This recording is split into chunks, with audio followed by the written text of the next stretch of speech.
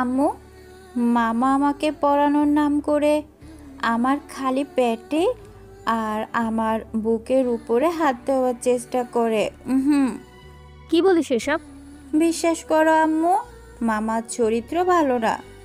তিনি সব সময় আমার সাথে খারাপ কাজ করতে চায়।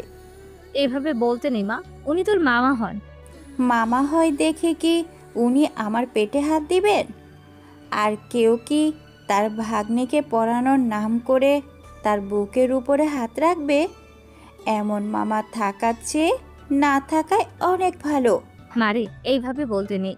উনি তোর আপন মামা হয়। আমি জানি আমার ভাই কতটা ভালো। আর তুই সকাল সকাল এসব কি শুরু করলি? তুমি আমার কথা বিশ্বাস করো না কেন? হুম? যেদিন তোমার মেয়ের ইজ্জত তোমার ভাইয়ের হাতে চলে যাবে সেদিন বুঝবে।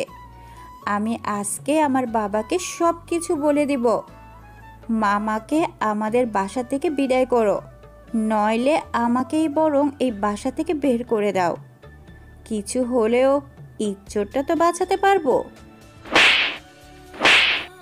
ঠাস ঠাস করে তানিয়ার গালে ওর মাদুর চড় দিয়ে বলল, ছি ছি ছি, তোর লজ্জা করে না এসব বলতে?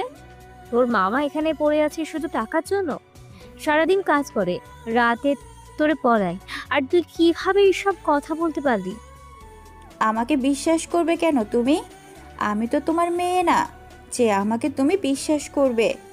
তুমি তো তোমার আদরের ভাইকে বিশ্বাস করবে। যেদিন আমি বিষ খেয়ে আত্মহত্যা করব তখন তুমি বুঝবে। এখন আমি শতবার বলার পরেও বুঝবে না। তানিয়ার কথা শুনে ওর মা একটু ভয় পেয়ে গেল। মেয়েকে হাত ধরে সোফায় বসিয়ে বলল, তোর কি হয়েছে মা? সবকিছু আমাকে খুলে বল। আর সবকিছু কি সত্যি সত্যি হয়েছে নাকি? তানিয়া কান্না করতে করতে বলল, আম্মু, তবে কি আমি তোমাকে মিথ্যা কথা বলছি? আচ্ছা মা, শুরু থেকে বল কি হয়েছে। আজকে রাতে পড়ার সময় মামা আমাকে খুব সুন্দর করে পড়ায়। শেষে যখন আমার পড়া শেষ তখন আমার খালি পেটে মামা হাত রেখেই বলে, জানো তানিয়া, তোমার পেটটা দেখতে সেই সুন্দর। মেয়েদের সবচেয়ে আকর্ষণীয় জায়গা হচ্ছে এই খালি পেটে। এসব বলে আমার পেটের উপরে হাত দেয়। আর যখন উপরে হাত দিতে চায় তখন আমি দৌড়ে পালিয়ে এসেছি। আমি কি এখন এসব বুঝি না বলো? আমি কি বোকা মেয়ে? আমি এখন ক্লাস 10-এ পড়ি। আমার একটা মান সম্মান আছে আম্মু। তুমি জিজ্ঞাসা করবে মামা আমার সাথে কেন এসব করে। তানিয়া ওর মাকে জড়িয়ে ধরে কান্না করে এসব বলছে। তানিয়ার মা এক হাত দিয়ে জড়িয়ে ধরে বলল, কান্না করিস না মা, আমি সবকিছু দেখছি। সাবধান, তুমি তোর বাবার কাছে এসব কথা ভুলেও বলবি না, ঠিক আছে? কেন বলবো না? বাবা আমাকে অনেক ভালোবাসে। বাবাকে বললে এর একটা সমাধান করবে। আমি বলেছি তো, আমি সবকিছু দেখে নিব। তোর বাবাকে কিছু বলতে হবে না। এই মুহূর্তে দরজা ঠেলে তানিয়ার বাবা ভেতরে ঢুকলো। তানিয়ার বাবা তানিয়াকে কান্না করতে দেখে বলল, আমার মেয়ের কি হয়েছে যার কারণে এভাবে কান্না করছে? তানিয়া চোখের পানি মুছে বলল, আম্মুকে বলছি ফুচকা খাবো, আম্মু ফুচকা এনে দেয় নাই, উল্টো আমাকে মেরেছে, এই জন্য কান্না করছি। আমি তানিয়া আর আমার আপুর কথাগুলো দরজার আড়াল থেকে এতক্ষণ শুনছিলাম। আমি ওয়াশরুম থেকে যখন বের হয়ে বাহিরে যাব তখন আমার কানে এসব কথাগুলো ভেসে আসে। আমি ভাবতেও পারি নাই আমার ভাগ্নি আমার সম্পর্কে এসব কথাগুলো বলবে। কিভাবে ও এটা বলতে পারলো? ছি ছি, কে বলে আমি নাকি পড়ানোর নাম করে ওর পেটে হাত দেওয়ার চেষ্টা করি? এসব কথা শুনতেই আমার ঘৃণা হচ্ছে। তানিয়া কিভাবে এসব কথা বলতে পারলো? ও হ্যাঁ, মনে পড়েছে, ও আমার ওপর প্রতিশোধ নেওয়ার জন্য এসব করছে। তাহলে হয়েছে কি, কালকে বিকালে দুলাভাইয়ের সাথে কাজ শেষ করে বাসায় ফিরছি। তানিয়ার রুমের পাশ দিয়ে যেতেই কেমন যেন অদ্ভুত ধরনের কিছু আওয়াজ ভেসে আসলো। ভেতর থেকে এমন মনে হচ্ছিল যেন কোনো মেয়ে কোনো কিছুর কারণে চিৎকার করছে। আর আমার ধারণার মতে শারীরিক কোনো সম্পর্ক যখন হয় তখন ওই ধরনের আওয়াজ মূলত ভেসে আসে। আর সকাল থেকে নাকি আপু বাসায় নেই। তানিয়া একা একা বাসায়। এজন্য আমার একটু সন্দেহ হলো। আমি চুপচাপ দরজা খুলে তানিয়ার রুমে ঢুকে গেলাম। আর ভেতরে গিয়ে দেখি তানিয়া বসে বসে কম্পিউটারে পর্ন ভিডিও দেখছে। হঠাৎ করে তানিয়া পেছনে তাকিয়ে আমাকে দেখে অবাক হয়ে যায়। ও তাড়াতাড়ি কম্পিউটার বন্ধ করে দাঁড়িয়ে পড়ে। কিছুক্ষণ পর তানিয়া কান্না করতে করতে বলল, মামা, আমি তোমার পায়ে পড়ে বলছি, তুমি আমার আম্মুকে কিচ্ছু বলবে না প্লিজ। আমি তানিয়ার গালে ঠাস ঠাস করে দুটো চর দিয়ে বললাম, ছি ছি, তুই এসব নোংরা ভিডিও দেখিস? জানিস আপু এসব জানতে পারলে তোর কি অবস্থা হবে?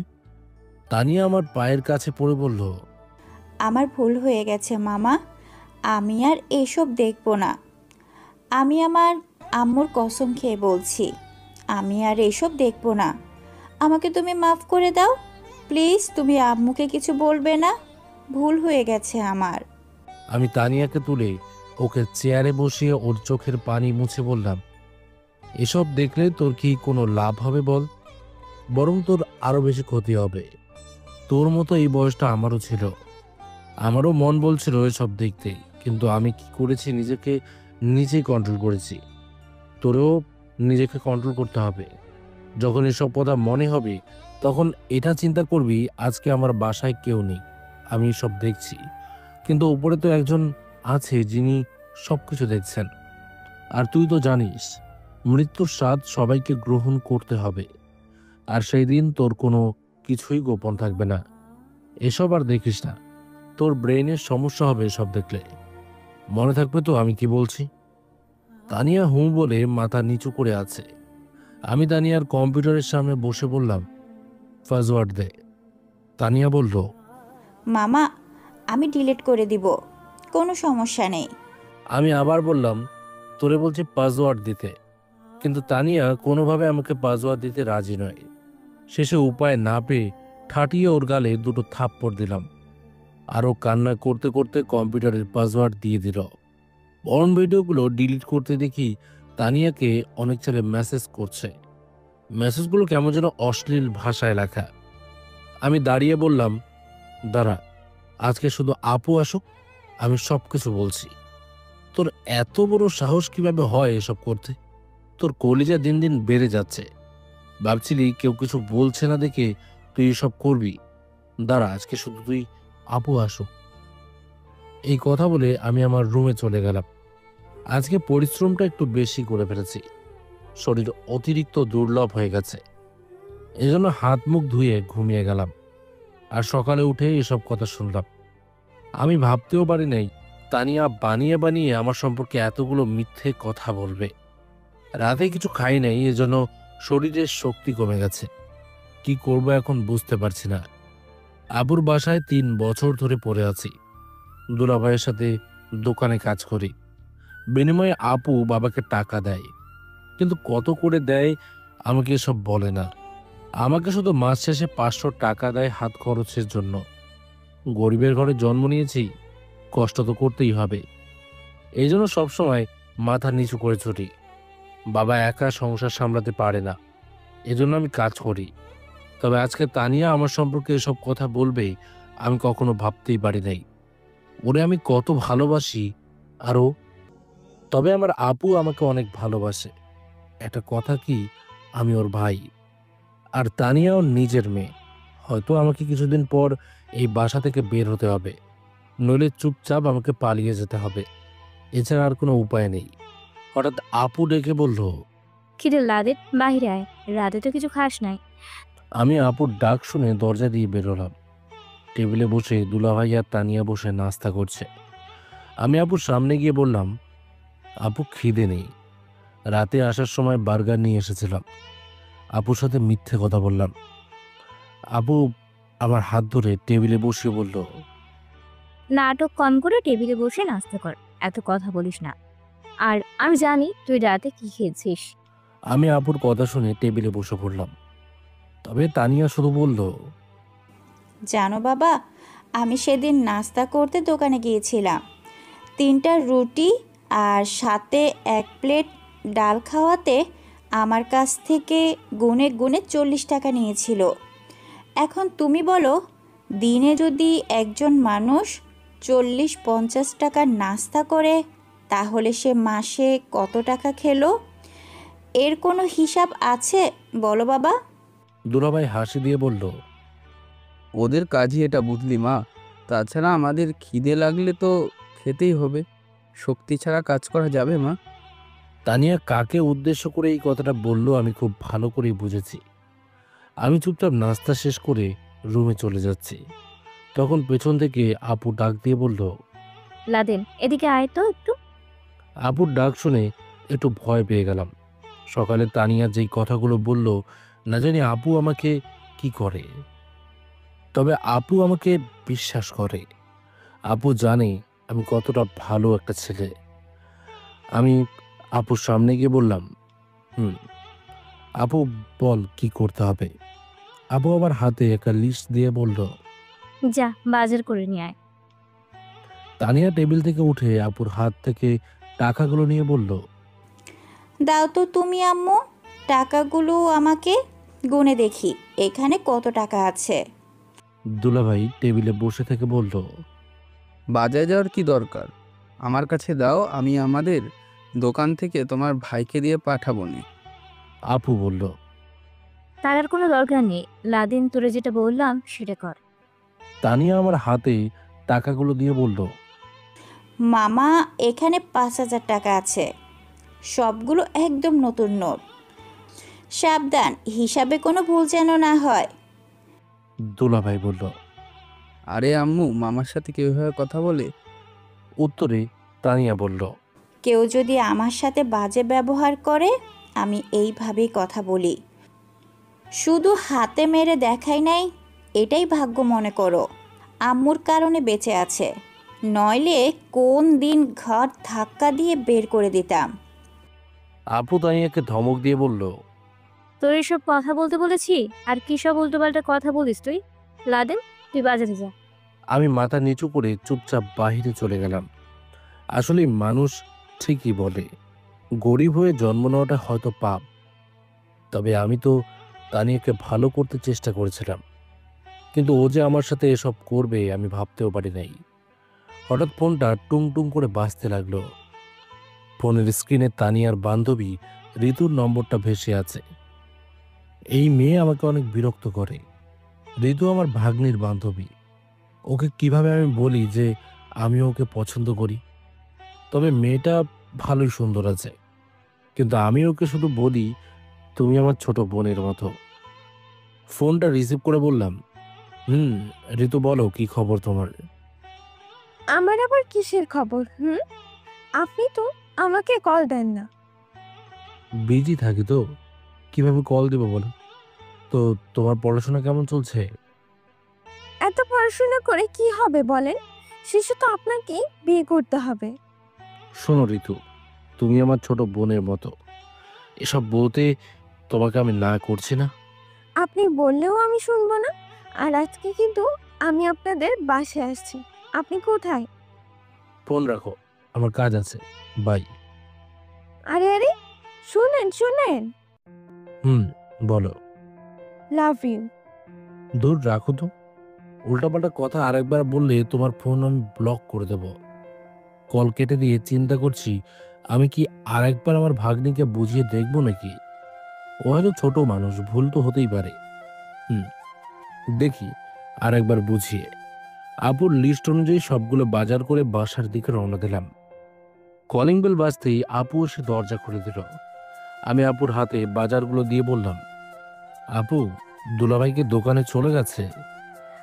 মাত্রই কিছুক্ষণ হলো গিয়েছে। আমি আপুর হাতে বাজারের লিস্ট সহ টাকাগুলো দিয়ে বললাম, সবকিছু একটু হিসাব করে নিস, আমাকে এখন দোকানে যেতে হবে। ভাইয়া ভালো আছেন? পেছনে তাকিয়ে দেখি তানিয়ার বান্ধবী ঋতু এসেছে। আমি বললাম, ভালো আছি, তুমি ভালো আছো? আমি আবার কিভাবে ভালো থাকি বলেন? আপনি তো আর আমার খোঁজ খবর নেন না। তোমার সাথে এত কথা বলার সময় আমার নেই, আমাকে এখন দোকানে যেতে হবে, তুমি থাকো। 5 মিনিট আপনার সাথে কিছু কথা ছিল। তাড়াতাড়ি বলো। আপনার যদি এসব করার এত ইচ্ছে থাকে আমাকে বলতেন, আমি কি আপনাকে খুশি করতাম না? সারা রাত এইসব ভিডিও দেখে কি মজা পান? এর থেকে আমাকে বললে আমি আপনাকে অনেক খুশি করতাম। আমি তো সবসময় আপনার জন্য তৈরি আছি। এই মেয়ে, তোমার মাথা খারাপ হয়ে গেছে? কিসব উল্টোপাল্টা কথা বলছো? ঠাটিয়ে কি গালের মাঝে দূরে চড় দেবো নাকি? মাথাটা কি গেছে নাকি তোমার? ঋতু ঠোঁটে ঠোঁট কামড়ে দিয়ে বলল। রুমে আসেন, খেলা দেখাই। আমি রাগে চোখ লাল করে বললাম, আর একবার যদি তুমি আমার সামনে পড়ো না, তাহলে তোমার খবর আছে। কেন মামা, ওকে তুমি কি করবে? মারবে নাকি তুমি? আর ও মিথ্যা কি বলেছে? আপনি তো সারা রাত বসে বসে পর্ন ভিডিও দেখেন, আমরা বললেই দোষ? আর ঋতু ভুল কি বলছে? ও আপনাকে ভালো পথে আনতে চায়। আপনি তো দিন দিন খারাপ হয়ে যাচ্ছেন। ও তো আপনাকে পছন্দ করে, আপনাকে খুশি করার জন্য এসব করতেই পারে। আমি তানিয়ার দিকে তাকিয়ে বললাম, তোমাকে আমার ভাগ্নি বলতেও ঘৃণা হচ্ছে জানো? আমার সম্পর্কে এতগুলো মিথ্যে কথা বলতে পারলে তুমি? ছি ছি, আমি চাইছিলাম তোমাকে ভালো করতে, কিন্তু তুমি? ধুর, আমি কাকে কি বলছি? আমি আর কিছু না বলে দরজা দিয়ে বের হতে লাগলাম। পেছন থেকে ঋতু ডাক দিয়ে বলল, আসার সময় এক প্যাকেট ওগুলো নিয়ে আসবেন, আমাদের সেফটির জন্য। আমি এসব কথা কানে না দিয়ে দরজা দিয়ে বের হয়ে গেলাম। আমি সবকিছু বুঝতে পারছি। ঋতুকে আমার সম্পর্কে তানিয়া উল্টাপাল্টা কথা বুঝিয়েছে। কি যে আমি করব এখন এটাই বুঝতে পারছি না। আজকে রাগের জন্য কিছু খেয়েও আসতে পারি নাই, তবে আজকে সকাল সকাল দোকানে চলে গেলাম। দুলাভাই আমাকে দেখেই বুঝে গেছে আজকে যে আমি কিছু খাই নাই। কাজ করতে করতে হঠাৎ দুলাভাই প্রশ্ন করলো, তা লাদেন, তুমি না সেনাবাহিনীতে আবেদন করেছিলে? পরে কি হলো বললে না তো? এই তো দুলাভাই, সামনে মাঠ আছে, দোয়া করেন। ও আচ্ছা লাদেন, তুমি বরং আজকে চলে যাও। আজকে তো এত বেশি চাপ নেই, আমি সামলে নিতে পারবো। শরীরটা আজকে একটু খারাপ লাগছে, তাহলে গেলাম আমি দুলাভাই। দুলাভাইকে বলে আমি দোকান থেকে বের হয়ে গেলাম। বাসার দিকে যেতে যেতে প্রায় অনেকটা সময় চলে গেছে। দরজার কাছে যেতেই শুনি ভেতর থেকে ঋতু বলছে, জানেন আন্টি, আপনার ভাইয়ের সাথে আমার 1 বছর ধরে সম্পর্ক। এই 1 বছরে ওর সাথে এমন কোনো কাজ নেই যে আমি করিনি। আপনার মনে আছে আন্টি, লাদেন বাড়ি যাবে বলে 2 দিন ছুটি নিয়েছিল। ও বাড়িতে যায়নি, বরং আমাকে নিয়ে কক্সবাজারে ঘুরতে গিয়েছিল। আমি বলছিলাম আমাদের বাচ্চা হলে সবাই আমাদের সুন্দর করে মেনে নেবে, কিন্তু ও আমাকে পিল খেতে বলল। দরজার বাইরে থেকে এই কথাগুলো শুনে আমি তো একদম বোকা হয়ে গেলাম। এরকম একটা পিচ্চি মেয়ে এসব কথা বলতে পারে? ছি ছি, না না, অনেক হয়েছে, আর এসব সহ্য করতে পারবো না। আমি দরজা টেনে ভিতরে চলে গেলাম। আমাকে দেখে ঋতু আর তানিয়ার চোখ বড় হয়ে গেল। ওরা হয়তো ভাবতেও পারে নেই আমি এত তাড়াতাড়ি বাসায় চলে আসব। আপুরাতে পুচকাগুলো দিয়ে ঋতুকে বললাম, তোমার সাথে আমার 1 বছরের সম্পর্ক না? আমরা এক বিছানায় অনেকদিন ছিলাম না? আমি প্যান্ট থেকে বেল্ট করে বললাম, তো এখন রুমে চলো, আজকে এখানেই রুম শেয়ার করব। ঋতুর হাত ধরে বললাম, চল। আপু আমাকে চড় দিয়ে বলল, ছি ছি লাদেন, এটা কোন ধরনের বেয়াদবি? আমি আপুকে বললাম, তুই চুপ থাক। আমিও আজকে দেখতে চাই এই মেয়ের কত বড় কলিজা হয়েছে যে আমার সম্পর্কে বাজে বাজে কথা বলে, আমার সাথে বাজে কাজ করতে চাই। আমার কথা শুনে ঋতু কান্না করতে লাগলো। এবার আমি ঋতুর হাত ছেড়ে দিয়ে বললাম, আমার সম্পর্কে এতগুলো মিথ্যে কথা বলার সাহস তোমাকে কে দিয়েছে? তোমার সাথে আমার 1 বছরের সম্পর্ক, কেন মিথ্যে কথা বললে? কি চাও তুমি আমার কাছে? এবার আপু বলল, ঋতু তাহলে এগুলো মিথ্যা কথা বলছে? আমি ঋতুকে ধমক দিয়ে বললাম, কি হলো বলো না, কেন তুমি সত্যি কথা বলছিলে নাকি মিথ্যে কথা বলছিলে? ঋতু ভয়ে ভয়ে বলেই দিল। আসলে আন্টি সরি, আমার ভুল হয়ে গেছে, আমি মিথ্যে কথা বলেছি। এবার আমি তানিয়ার দিকে চোখ ঘুরিয়ে তাকিয়ে বললাম, তোর সাহস হয়েছে খুব না?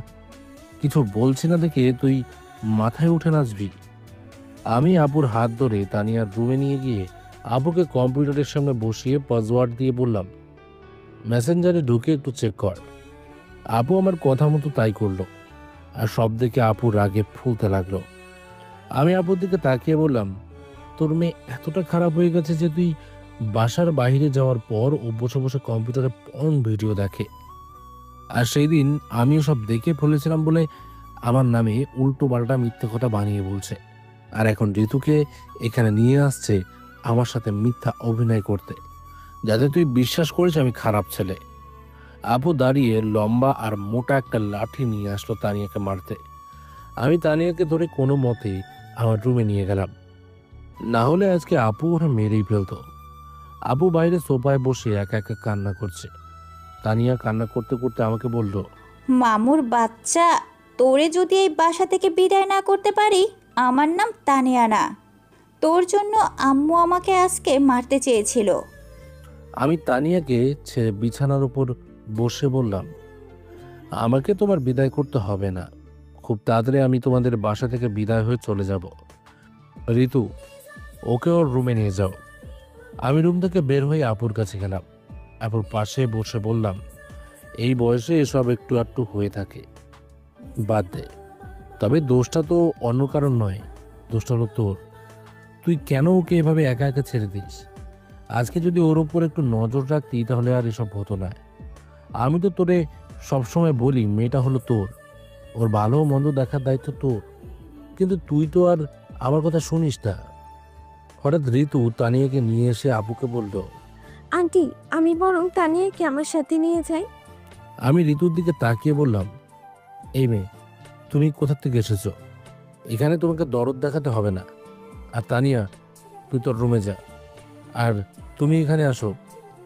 তানিয়া কান্না করতে করতে ওর রুমে চলে গেল। ঋতু আমার কাছে দাঁড়িয়ে বলল, আমি বাসায় চলে যাই ভাইয়া। আমি ঋতুর দিকে তাকিয়ে বললাম, আর যদি আমি তোমার আশেপাশে তানিয়াকে দেখি তাহলে তোমার খবর আছে। ঋতু কান্না করতে করতে বলল, আমার এখানে কোনো দোষ নেই ভাইয়া, আমাকে তানিয়া এসব করতে বলছে। আপু দাঁড়িয়ে আমাকে বলল, তুই আমাদের মা মেয়ের পাশে আসবি না একদম, আজ করে আমি খাইছি। আমি তাড়াতাড়ি দুলাভাইকে কল দিয়ে বললাম, আপনি তাড়াতাড়ি বাসায় আসেন, নইলে আপনি আর আপনার মেয়েকে ফেরত পাবেন না। আপু তানিয়ার রুমে গিয়ে দরজা লাগিয়ে দিল।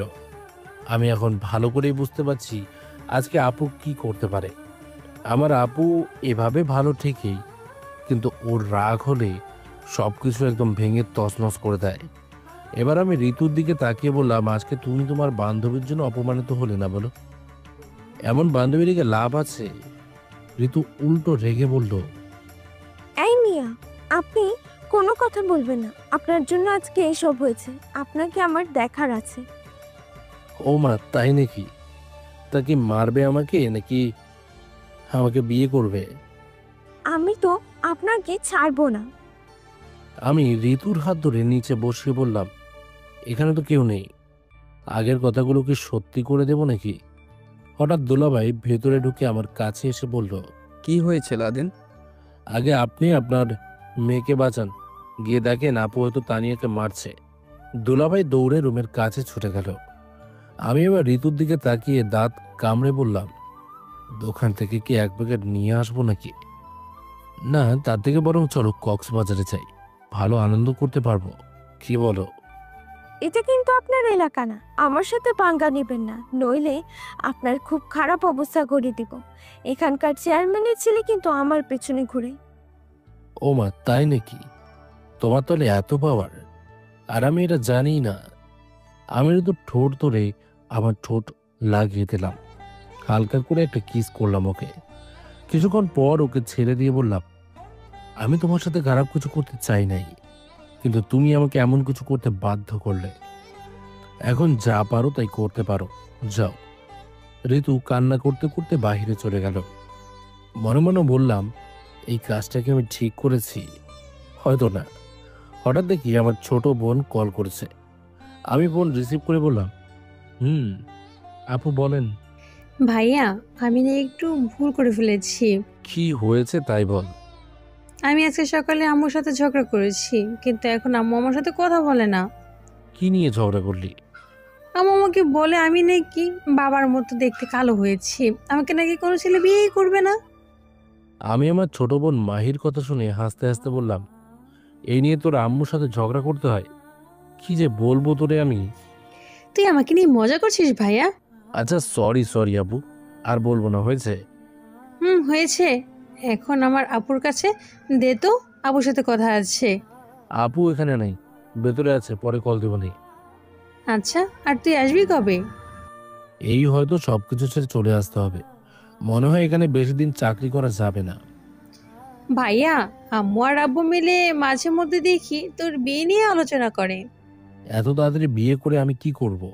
এত তাড়াতাড়ি বিয়ে হচ্ছে বড় কথা এটা না, বড় কথা হলো আমাদের চাচাতো বোন আছে না, ওই যে একবার ওই ছেলের সাথে ধরা খেয়ে বিদেশে চলে গেছে, শুনছি তার সাথে নাকি তোর বিয়ে দিবে বলেছে। ছি ছি, বাবা মা বললেই আমি কি ওই মেয়েকে বিয়ে করব বলে তোর মনে হয়? আমি কি বলবো, আমি চাই না তুই ওই মেয়েকে বিয়ে কর, ও ফালতু একটা মেয়ে, না জানি এখন দেশের বাইরে গিয়ে কি করে বেড়ায়। ওকে তো আমার চাচাতো বোন বলতেও লজ্জা হয়। হঠাৎ দেখি দুলাভাই তানিয়াকে নিয়ে রুম থেকে বেরোলো। আমি মাহিকে বললাম তোরে পরে কল দেবো নে, এখন ফোন রাখ। ফোনটা কেটে দিতেই দুলাভাই তানিয়াকে নিয়ে আমার পাশে বসে বলল, দেখো লাদেন, আমার মেয়ে হয়তো এত কিছু বোঝে না। ও যদি তোমার সাথে কোনো ভুলভাল কথা বলে থাকে মাফ করে দিও। তোমার কাছে আমি হাত জোড় করছি। আরে কি বলেন দুলাভাই আপনি, এভাবে বলবেন না প্লিজ। আমি এসব বলতে চাই নাই, তবে আমার কাছে মনে হলো ও এসব বেশি বেশি করছে, এজন্য আপুকে বললাম। ভালো করেছো, তুমি এসব না বললেই জানতেই পারতাম না। আমি আর কিছু না বলে সোফা থেকে উঠে রুমে চলে গেলাম।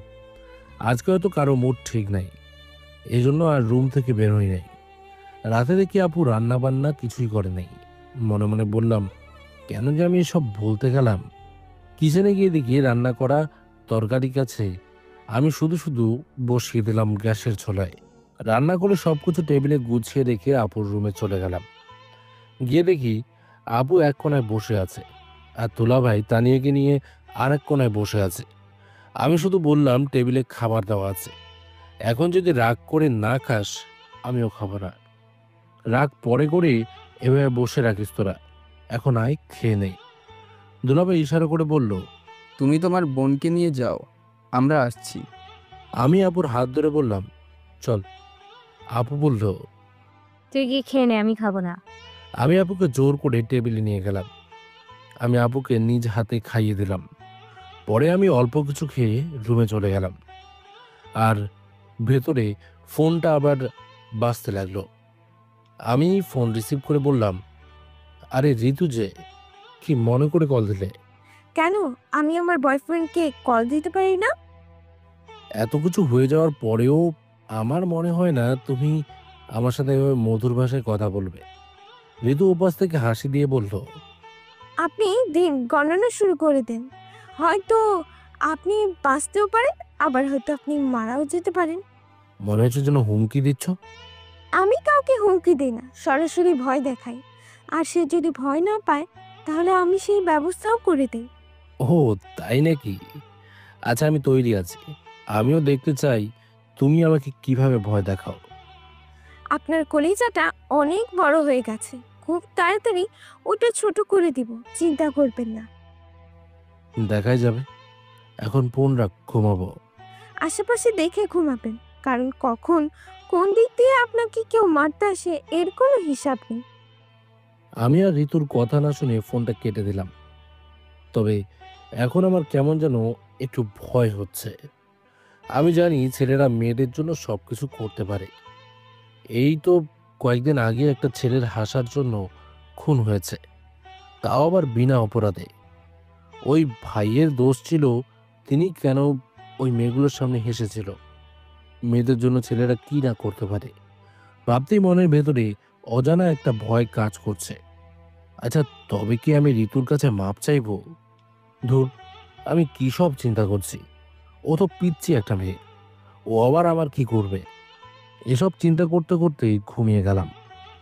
সকালে ঘুম থেকে উঠে দেখি আমার পুরো শার্টটা রক্তে ভিজে আছে। আমি তাড়াতাড়ি শরীর থেকে শার্টটা খুলে দেখতে লাগলাম শরীরের কোথাও কোনো আঘাত আছে কিনা। ভয়ে আমার কলিজার পানি শুকিয়ে গেছে, কিন্তু না, শরীরের কোথাও কোনো আঘাত নেই। হঠাৎ চোখ গেল জানালার ওপর। জানালার কাছে রক্তের কিছু ফোঁটা পড়ে আছে, তার মানে কেউ আমার সাথে মজা করার জন্য এসব করেছে। সকাল সকাল মেজাজটা এমনি গরম হয়ে গেল। আর বলতে না বলতেই ফোনটা বাজতে লাগলো। ফোনের স্ক্রিনে ঋতুর নাম্বারটা ভেসে আছে। তার মানে এই সব কিছুর পেছনে ঋতুরই হাত আছে। আমি ফোনটা রিসিভ করে স্পিকারে দিয়ে বললাম, সকাল সকাল ফোন করলে কি কারণে? ঋতু ওপাশ থেকে হাসতে হাসতে বলল, আপনি খালি গায়ে কি করছেন? আপনার পেট বা পিঠের কোনো জায়গায় আবার ফোট হয়ে যায়নি তো? তার মানে এই সব কিছুর পেছনে তোমার হাত আছে? ওমা, আমি আবার কি করলাম? আমি তো সকাল সকাল আপনার খোঁজ নিতেই ফোন করলাম। নিজেকে নিজে অনেক চালাক মনে করো না? অবশ্যই মনে করি। কেন, আপনার কোনো সন্দেহ আছে নাকি? আমি রাগে ফোনটা কেটে দিলাম। যদি এই মেয়েকে আমি হাতের কাছে পেতাম না, তাহলে কি যে করতাম এর কোনো হিসাব নাই। যাক, সেসব চিন্তা করতে হবে না। যা হয়েছে তো হয়েই গেছে। ওয়াশরুমে ঢুকে গোসল করে ফেললাম। রুম থেকে বের হয়ে দেখি দুলাভাই টেবিলে বসে নাস্তা করছেন। আমি গিয়ে টেবিলে বসতেই দুলাভাই প্রশ্ন করলো, কি শালাবাবু, আজকে সকাল সকাল গোসল করার কারণটা কি? আমিও মজা করে বললাম, নতুন নতুন বিয়ে করেছে তো, সেজন্য সকাল সকাল গোসল করি। আপু মাথায় একটা থাপ্পড় দিয়ে বলল, উল্টোপাল্টা কথা বলা বন্ধ করে এখন নাস্তা কর। আমি আর কিছু জিজ্ঞাসা করলাম না। তবে তানিয়ার কথা বলতেই দুলাভাই বলল নাকি এখনো ঘুমোচ্ছে। নাস্তা শেষ করে সরাসরি দোকানে চলে গেলাম। আজকে 5 দিন হয়ে গেল। এখন পরিবেশটা মোটামুটি একটু ঠান্ডা আছে। এই 5 দিনে তানিয়া একদিনেও স্কুল যায় নাই। তবে ও এখন আর আগের মতো আমার সাথে কথা বলে না। কথা না বললে আমার কি আসে যায়? আমার আরো ভালো হয়েছে। আজকে সকাল সকাল দোকানে যাইনি। আজকে একটু বেলা করেই দোকানে যাব বলে রুমে শুয়ে আছি। হঠাৎ বাহিরে থেকে আপু ডাক দিয়ে বলল, লাদেন, এইদিকে আয় তো একটু। আমি আপুর কথা শুনে রুম থেকে বের হলাম। আপুর সামনে গিয়ে বললাম, আপু বল কি হয়েছে? আপু আমার দিকে তাকিয়ে বলল, তানিয়ার সাথে ওর স্কুলে যেতে একটু কি জানি একটা দরকার হয়েছে, বলে আমাকে যেতে, কিন্তু আমার তো শরীর খারাপ, এই জন্য আমি যেতে পারবো না, তুই যা। তানিয়া স্কুল ড্রেস পরে বের হয়ে বলল, আম্মু, তুমি এখনো রেডি হও নাই? আপু তানিয়াকে বলল, আমি যাবো না আম্মু, তোমার মামা যাবে। রাজেন, তুই রেডি হয়ে আয়। আমি আর কিছু না বলে রুমে চলে গেলাম। মনে মনে বলছি, না জানি আজকে আমার কপালে কি আছে। হঠাৎ ফোনের স্ক্রিনে একটা মেসেজ ভেসে আসলো, যেটা ছিল, ভালো থাকুক ভালোবাসা। আমি আপনাকে অনেক ভালোবাসি, কিন্তু আপনি বুঝলেন না। আপনাকে ভালোবাসার বিনিময়ে শুধু আমি অপমানিতই হলাম। আজকে হয়তো আপনার শেষ দিন হতে চলেছে। চারপাশে একটু ভালো করে নজর রাখবেন। মনে মনে বললাম, এই মেসেজগুলো আবার কে দিল? কিছুই তো মাথায় আসছে না। যাকে সেসব আমার চিন্তা করে লাভ নেই। হয়তো রং নাম্বার থেকে ভুলে চলে আসছে। আমি রেডি হয়ে রুম থেকে বেরোলাম। আপু আমার সামনে তানিয়াকে বলল, সাবধানে, কোনো ঝামেলা করবি না, আর যদি কিছু হয় তোর বাবাকে ফোন করবি, ঠিক আছে? তানিয়া হু বলে হাঁটতে লাগলো। আমি ওর পেছনে পেছনে যেতে লাগলাম। একটা রিক্সা ডেকে রিক্সায় উঠে পড়লাম। তবে তানিয়া আমার পাশেই বসছে, কিন্তু ও কোনো কথা বলছে না, একদম চুপচাপ বসে আছে। গার্লস স্কুলের সামনে নেমে আমি তানিয়াকে বললাম, আমাকে কি স্কুলের ভেতরে যেতে হবে নাকি এখানে দাঁড়িয়ে থাকবো? তানিয়া শুধু বলল, আপনাকে স্কুলে নিয়ে এসেছি কোনো এক দরকারে। স্কুলের বাইরে যদি থাকার জন্য নিয়ে আসতাম, তাহলে তো আপনাকে আর এখানে দরকারই পড়তো না। তানিয়া এক প্রকার রাগ করেই আমার সাথে এই কথাগুলো বলল। আমি তানিয়ার পিছনে পিছনে যেতে লাগলাম। ভিতরে মাঠে যেতেই কোথা থেকে ঋতু এসে তানিয়াকে জড়িয়ে ধরে বলল, মামা, তোরে অনেক অনেক মিস করছে। এই কয়দিন তোর কথা খুব মনে পড়ছে। এই মেয়ের সাথে তাহলে তানিয়া এখনো কথা বলে? তবে আমার কেন জানি মনে হয় তানিয়াকে দিয়ে খারাপ কাজ করানোর পেছনে ওর হাত আছে। ঋতু আমার দিকে তাকিয়ে একটা হাসি দিল, তবে আমি ওর হাসির কারণ হয়তো এখনো বুঝে উঠতে পারি নাই। মাঠের এক কোনায় আমাকে দাঁড় করিয়ে তানিয়া বলল, মামা, আপনি এখানে একটু দাঁড়ান, আমি অফিস রুম থেকে আসছি। ঋতু, চল তো। তানিয়া চলে যাওয়ার পর আমাকে কেমন যেন অসহায় অসহায় লাগছে। আশেপাশে শুধু মেয়ে আর মেয়ে। এটা তো গার্লস স্কুল, এখানে ছেলে আসবে কোথা থেকে? লজ্জায় আমার কেমন যেন লাগছে, কাউকে কিছু বলতেও পারছি না। দূর থেকে কিছু মেয়ে আমার দিকে তাকিয়ে আছে। নিজেকে আজকে সত্যি অনেক অসহায় অসহায় লাগছে। এই তো তানিয়া চলে আসছে। তানিয়া আমার কাছে আসার পর বলল, মামা ক্লাসে চলেন, ম্যামের সাথে কিছু দরকারি কাজ আছে, পরে চলে যাবেন। আমি তানিয়ার দিকে তাকিয়ে বললাম, আমি ক্লাসে গিয়ে কি করব? তার চেয়ে বরং তুমি চলে যাও, আমি এখানে দাঁড়িয়ে আছি, যদি দরকার হয় ডেকে নিয়ে আসবো নে। তানিয়া আমার হাত ধরে বলল, চলেন তো মামা, এখানে একা একা দাঁড়িয়ে কি করবেন? কিচ্ছু হবে না, আমি আছি তো। তানিয়া আমার হাত ধরে ওর ক্লাসরুমে নিয়ে গেল। আজকে নিজেকে সত্যি এক অবুঝ প্রাণী মনে হচ্ছে। মেয়েরা আমার দিকে অবাক দৃষ্টিতে তাকিয়ে আছে। তাকিয়ে থাকার কথাই, কারণ আমি হঠাৎ করে ওদের ক্লাসরুমে ঢুকে গেছি। তানিয়া সামনে বসে আমাকে বলল আমি যেন পিছনে ঋতুর সাথে বসি। তানিয়ার এই কথাগুলো শুনে আমার যেন কেমন একটা খটকা লাগলো। ওরা কি আসলেই কিছু করতে চাইছে নাকি? কিছুক্ষণ বসে থাকার পর একজন শিক্ষক ক্লাসরুমে এসেই আমাকে দেখে প্রশ্ন করল, এই ছেলে, তুমি এখানে কি করো? ঋতু সাথে সাথে দাঁড়িয়ে উত্তর দিল, ম্যাম, এই ছেলেটা আমাকে প্রতিদিন রাস্তায় বিরক্ত করে, এজন্য আজকে ভুলভাল বুঝিয়ে আপনার কাছে নিয়ে আসছি। এখন ওর বিচার আপনি করবেন। মনে মনে বললাম, তাহলে তানিয়া আর ঋতু বুদ্ধি পরামর্শ করে এই কাজ করেছে। আজকে যে আমার 12টা থেকে 13টা বেজে যাবে আমি এটা বুঝতে পারছি।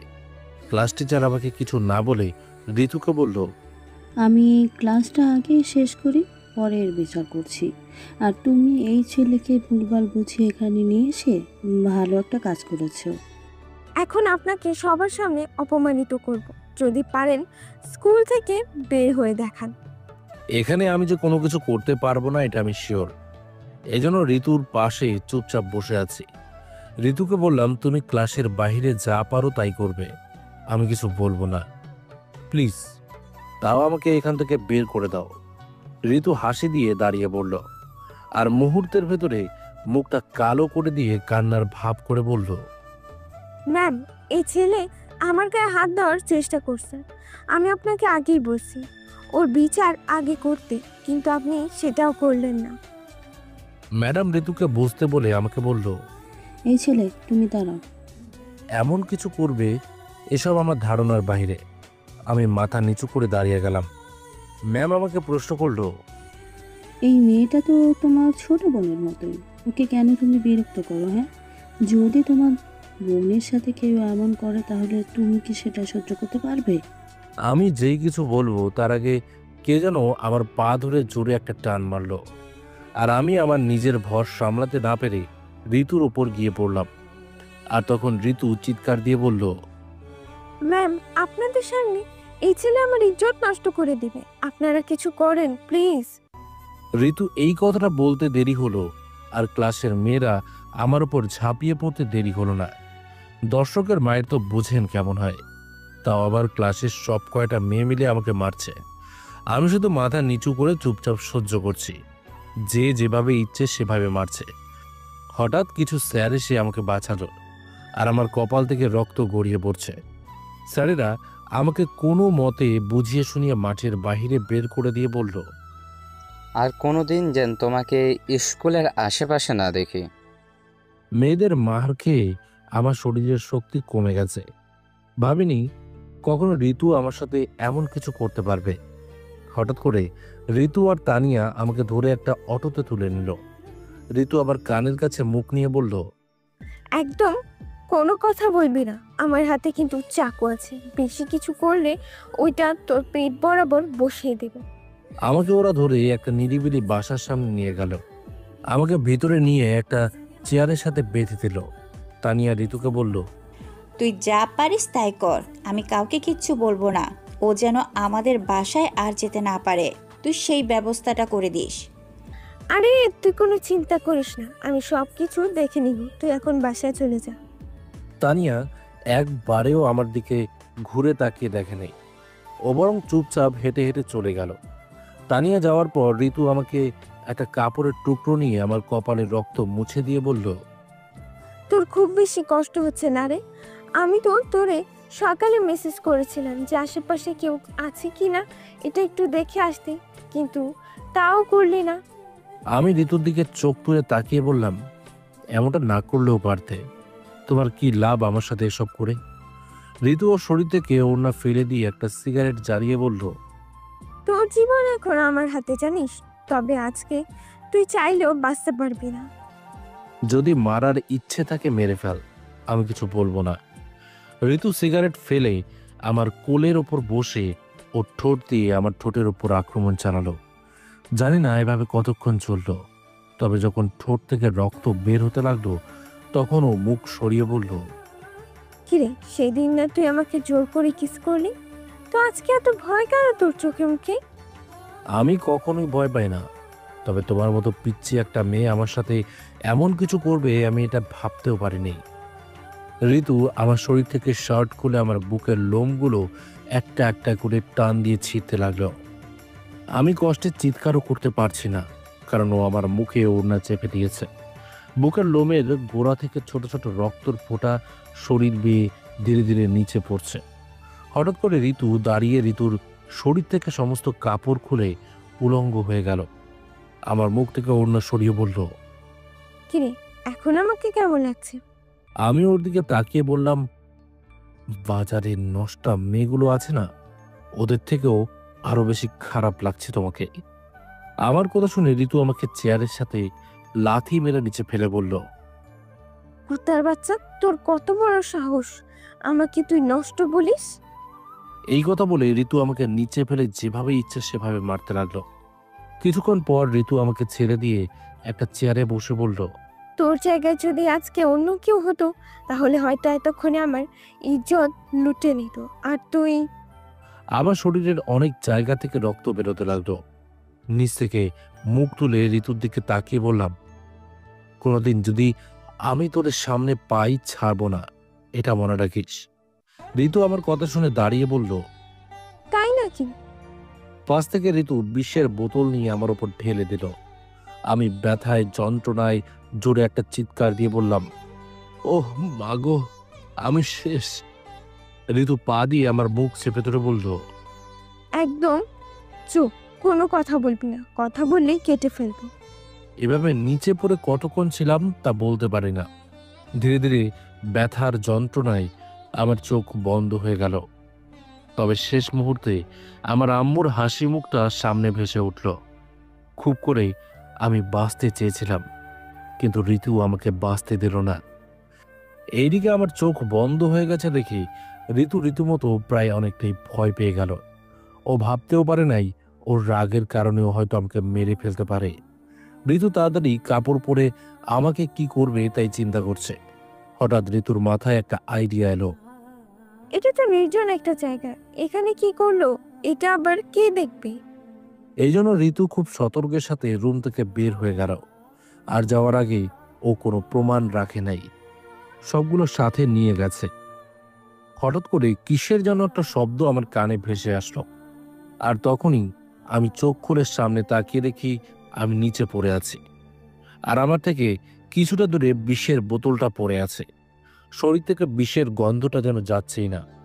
আবার এইদিকে শরীরে রক্ত শুকিয়ে কাঠ হয়ে গেছে। এখান থেকে উঠে যে বাসায় যাব এই শক্তিটাও নেই। আমাকে যেভাবে হোক বাঁচতে হবে। আমি ছাড়া আমার বাবা মায়ের আর কেউ নেই। দেখতে দেখতে রাত হয়ে গেল, কিন্তু আমি যে নিচে পড়ে আছি আর উঠতেই পারছি না। কাউকে যে ফোন করে বলবো আমাকে এখান থেকে নিয়ে যেতে সেটাও পারছি না, কারণ আমার ফোন আর মানিব্যাগ সহ ঋতু নিয়ে পালিয়েছে। হঠাৎ করে পাশে একটা লাঠি দেখতে পেলাম। কোনো মতে ওটার কাছে এনে ধীরে ধীরে দাঁড়াতে লাগলাম। আগে মুরব্বীরা প্রশ্ন করতে বলো তো, বাবা মানুষ 3 পা কখনো হবে না। তখন বলতাম, মানুষের আবার কি 3 পা আছে নাকি? তখন তারা বলতো, যখন বুড়ো হয়ে যাবে তখন তোমার 3 পা হবে, এখন তুমি এটা বুঝবে না। তবে আজকে আমি সত্যি সত্যি বুঝতে পারছি মানুষের যে কোনো এক সময় 3 পা হবে। লাঠির সাহায্যে বাসার বাহিরে গেলাম, আর বাসার সামনে ছোট একটা সুইমিং পুল দেখতে পারলাম। ধীরে ধীরে ওখানে নেমে গেলাম। শরীরটা আজকে অনেক ক্লান্ত লাগছে। আগে মাথা ঠান্ডা করি, পরে চিন্তা করি কি করা যায়। কিছুক্ষণ পানিতে থাকার পর মনে হলো যেন শরীরে কিছুটা শক্তি ফিরে এসেছে। তবে ঋতু আমার সাথে আজকে যা করলো এর হিসাব আমি একদিন নেবই। ওকে ছোট বলে আমি ছেড়ে দিয়েছিলাম, কিন্তু ও কিনা আমাকে মারতে এখানে নিয়ে এসেছিল। আর তানিয়ার কথা কি বলবো, ওকে তো আমি হাতে কলমে এমন কিছু শিখাবো যা ও জীবনেও ভুলতে পারবে না। পানি থেকে কোনো মতে উপরে উঠে গেলাম। আশেপাশে তাকিয়ে দেখার চেষ্টা করছি আমি এখন কোথায় আছি। আরে হ্যাঁ, একটু সামনে গেলেই তো আমি দুলাভাইয়ের দোকান পাবো। আমি লাঠির সাহায্যে ধীরে ধীরে হেঁটে সামনে যেতে লাগলাম। আর কিছুক্ষণের ভেতরে দোকানের সামনে চলে গেলাম। ভেতরে দেখি দুলাভাই বসে বসে কি যেন লিখছে। হঠাৎ করে দুলাভাই আমার দিকে তাকিয়ে দৌড়ে দোকান থেকে বের হয়ে আমাকে দোকানের ভেতরে নিয়ে গেল। আমি একটা চেয়ারে বসে সামনে থেকে কিছু নিয়ে খেতে লাগলাম। দুলাভাই আমাকে প্রশ্ন করলো, তোমার শরীরে এত আঘাত কেন? আর দেখে মনে হচ্ছে তোমাকে কেউ মেরেছে। আমি একটু পানি খেয়ে শান্ত হয়ে বসে বললাম, মানুষে আমাকে আর কি মারবে বলেন? আমাদের ঘরের ভেতরেই তো শত্রুর অভাব নেই। দুলাভাই আমার দিকে তাকিয়ে বলল, কি বলছো এসব তুমি? আমাকে আর কেউ মারে নাই দুলাভাই। আজকে আপনার মেয়ের জন্য আমার এই অবস্থা। এত ভালোবাসি আমি তানিয়াকে, কখনো ওকে আমি বাজে নজরে দেখি নাই। ও আমার বড় বোনের মেয়ে। আমি কি ওর কোনো ক্ষতি করেছি? এরপরেও ও আমাকে আজকে মারতে নিয়ে গিয়েছিল। ভাগ্য ভালো যে বেঁচে ফিরেছি। কি করেছে আমার মেয়ে? আমাকে একটু বুঝিয়ে বলো। আমি এক এক করে দুলাভাইকে সবকিছু বললাম। সবকিছু শুনে দুলাভাই বলল, এত খারাপ হয়ে গেল আমার মেয়ে, যে কিনা তার মামাকে মারতে গিয়েছিল। আর ঋতুকে আমি ভালো মেয়ে মনে করতাম, আর ও কিনা। বাদ দেন দুলাভাই, এখন আমি আর এসব শুনতে চাই না। দুলাভাই আমাকে ধরে বলল, হাসপাতালে চল, এখন আমার ট্রিটমেন্টের দরকার। তবে আর দরকার নেই দুলাভাই। আজকে রাতের ট্রেনে আমি আমার দেশে চলে যাব। আর কখনো হয়তো এখানে আসা হবে না। দুলাভাই মন খারাপ করে বলল, যা কিছু হয়েছে এর জন্য আমি তোমার কাছে মাফ চাইছি। আমি তোমায় কথা দিচ্ছি এর বিচার আমি নিজের হাতে করব। থাক দুলাভাই, আপনাকে আর কিছু করতে হবে না। শুধু তানিয়াকে একটু বুঝিয়ে বলবেন এসব করা ভালো নয়। আর আপুকে বলবেন না আমি কোথায় আছি। আমি যে আজকে বাসায় চলে যাব, আপুকে কিছু বলবেন না। দেখো লাদেন, আমি বলছি তো, আমি এর বিচার নিজের হাতে করব। আমাকে কিছু সময় দাও, তোমার পাগলামো করতে হবে না। আমি দুলাভাইয়ের হাত ধরে বললাম, কয়েকদিন আগে তানিয়াকে আপু খুব মেরেছে, কিন্তু ও কিছু বোঝে নাই। উল্টো আমার ওপর প্রতিশোধ নেওয়ার জন্য এসব করেছে। আপনার হয়তো ভাই আছে, মেয়ে আছে, কিন্তু আমার বাবা মায়ের আমি ছাড়া আর কেউ নেই। আমার বাবার বয়স হয়ে যাচ্ছে। আমি মারা গেলে ওনার কি হবে? আজকে তো মৃত্যুর হাত থেকে বেঁচে আসছি। আপনার মেয়ে আর ঋতু তো ধরে নিয়েছে আমি মরেই গেছি। আমি কেমন মানুষের কাছে থাকি যেখানে আমার নিজের ভাগ্নি আমাকে মারতে চায়? থাক, আমি আর কিছু বলবো না। আপুকে আমার সম্পর্কে কিছু বলবেন না। কয়েকদিন গেলে পরে বলবেন আমি বাসায় চলে গেছি। আমি আর এই শহরে থাকতে চাই না। ভালো থাকবেন দুলাভাই আপনি। একটু পর এখান থেকে একটা ট্রেন যাবে, ওটা দিয়ে চলে যাব। দুলাভাই আর কিছু না বলে চেয়ারে ধস করে বসে পড়ল। কিছুক্ষণ চুপ থেকে দুলাভাই আমাকে বলল, আমি তোমাকে জোর করব না, তবে এই পিচ্ছি মেয়েগুলো তোমার সাথে এমন কিছু করবে আমি ভাবতেও পারিনি। আমি ওদের একটুও ছাড় দেব না। তানিয়া আমার মেয়ে, তো কি হয়েছে? থাক দুলাভাই, ওকে কিছু করবেন না। তানিয়া এখনো হয়তো এত কিছু বোঝে না। তবে আমি শুধু এইটুকুই জানতে চাইব, আমি ওর কি এমন ক্ষতি করেছি যার জন্য আমাকে মারতে চায়? শুধু এই পর্যন্ত, আর কিছু না। দুলাভাই আমার হাতে একটা টাকার বান্ডেল দিয়ে বলল, এটা রাখ, যদি কোনোদিন দরকার হয় আমাদের মনে করবি, ঠিক আছে? আপনি অনেক ভালো মানুষ দুলাভাই। তবে আপনার কাছে আমার একটাই অনুরোধ, আমার আপুর দিকে একটু নজর রাখবেন। আপুকে কখনো কষ্ট দিয়েন না। আমি আসি দুলাভাই, ভালো থাকবেন। দুলাভাইকে এই কথা বলে দোকান থেকে বের হয়ে গেলাম। এই শহরের মানুষগুলো খুব নিষ্ঠুর। ঋতুর হাত একটুও কাঁপে নেই আমাকে মারতে। আর কিছুক্ষণ আমি চোখ খুলে রাখলে হয়তো আমাকে ওই জায়গায় খুন করে দিত। যাক, যা হয়েছে এখন আর তা চিন্তা করতে হবে না। তবে সময়ের সাথে আমি এর হিসাব সুদে আসলে বুঝিয়ে দেব। ধীরে ধীরে হেঁটে স্টেশনে চলে গেলাম। ট্রেন আসতে আরো 20 মিনিট বাকি আছে। কাউন্টারে গিয়ে একটা টিকিট কেটে নিলাম। কিছুক্ষণ অপেক্ষা করার পর ট্রেন চলে আসলো। অবশেষে তাহলে আমি আমার বাড়িতে চলেই যাচ্ছি। কতদিন পর বাবা মাকে দেখব, ভাবতে মনটা ভালো হয়ে গেল। আমার জীবনে কি আছে? কিচ্ছু নেই। বাবা মা আমার কলিজার টুকরো। আমার এখনো মনে হয় আমাকে যখন সাপে কামড় দিয়েছিল তখন আমাকে হাসপাতালে নিয়ে যাওয়ার মতো টাকা ছিল না আমার বাবার। তখন আমার বাবা নিজের শরীরের রক্ত বিক্রি করে আমাকে চিকিৎসা করিয়েছে। আম্মুর কথা আর কি বলবো, যিনি সবসময় আমার পাশে ছায়ার মতো পড়ে থাকতেন। কি আছে আমার জীবনে? সারা জীবন কাজ করব, তাও বাবা মাকে শান্তিতে রাখবো। সিটে বসে কখন যে ঘুমিয়ে গেছি বলতেও পারি না। যখন ঘুম ভাঙলো তখন দেখি আর 2টো স্টেশন গেলেই আমি আমার গন্তব্যে পৌঁছে যাব। বসে বসে চিন্তা করছি, আচ্ছা ছোটবেলায় যে আমি আমাদের পাশের পাড়ার একটা মেয়েকে পছন্দ করতাম, ও কি আজও বাড়িতে আছে নাকি চলে গেছে? তবে এই মেয়েটাকে শুধু ছোটবেলায় দেখেছি, কিন্তু যখন বড় হয়েছে তখন ওর বাবা ওকে শহরে পাঠিয়ে দেয়। এরপর ওর সাথে আমার আর কোনোদিনও দেখা হয়নি। তবে যদি ওকে একবার সামনে পাই বলেই দিব যে আমি ওকে পছন্দ করতাম। আগের দিনগুলো কত সুখের ছিল, তাই না? আর যত বড় হচ্ছি ততই যেন দিন দিন টেনশন বেড়েই যাচ্ছে। আমি আমার স্টেশনে এসে নেমে গেলাম। না জানি বাসায় গেলে আম্মু আমাকে কি করে। শরীরে যেই আঘাত, আমার আম্মু দেখলে তো বেহুশ হয়ে যাবে। অন্ধকারের মাঝে চাঁদের আলো বেশ ভালোই লাগছে। দোকান থেকে হালকা করে কিছু কিনে একটা অটোতে উঠে গেলাম।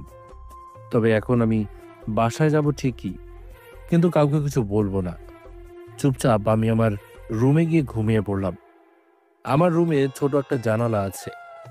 ছোটবেলায় যখন আমি রাত করে বাসায় আসতাম তখন আমার বাবা আমাকে খুব মারতো। এই জন্য বুদ্ধি করে আমি আমার জানালার কাছে একটা ফোর্ট করেছিলাম, যাতে আমি আমার জানালা খুলে ভেতরে প্রবেশ করতে পারি আর বাবাও কিছু বলতে পারবে না। অটো থেকে নেমে বাসার সামনে চলে গেলাম। অনেকদিন পর আমি আমার গ্রামটাকে দেখলাম। মনটা যেন জুড়িয়ে গেল। চাঁদের আলোয় সবকিছু যেন জল জল করছে। আমি আমার রুমের কাছে গিয়ে জানালা খুলে ফেললাম। ধীরে ধীরে রুমে ঢুকে গেলাম।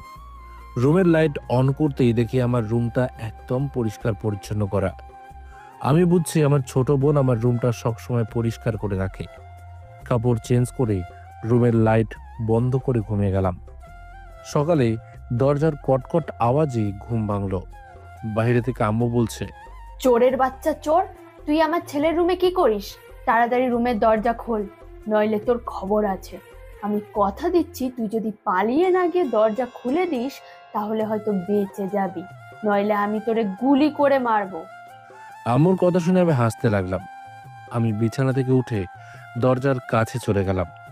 ধীরে ধীরে দরজা খুলে দিলাম। আর দরজা খুলতেই সবাই আমাকে দেখে অবাক হয়ে গেছে। আমি আম্মুকে জড়িয়ে ধরে বললাম, ভালো আছেন আম্মু আপনি? আম্মু আমাকে জড়িয়ে ধরে সে কি কান্না। হঠাৎ আম্মু আমাকে ছেড়ে বলল, তোর শরীরে এসব কিসের আঘাত? আরে বাদ দাও তো, এতদিন পর আসছি, কই একটু আদর করবা তা না।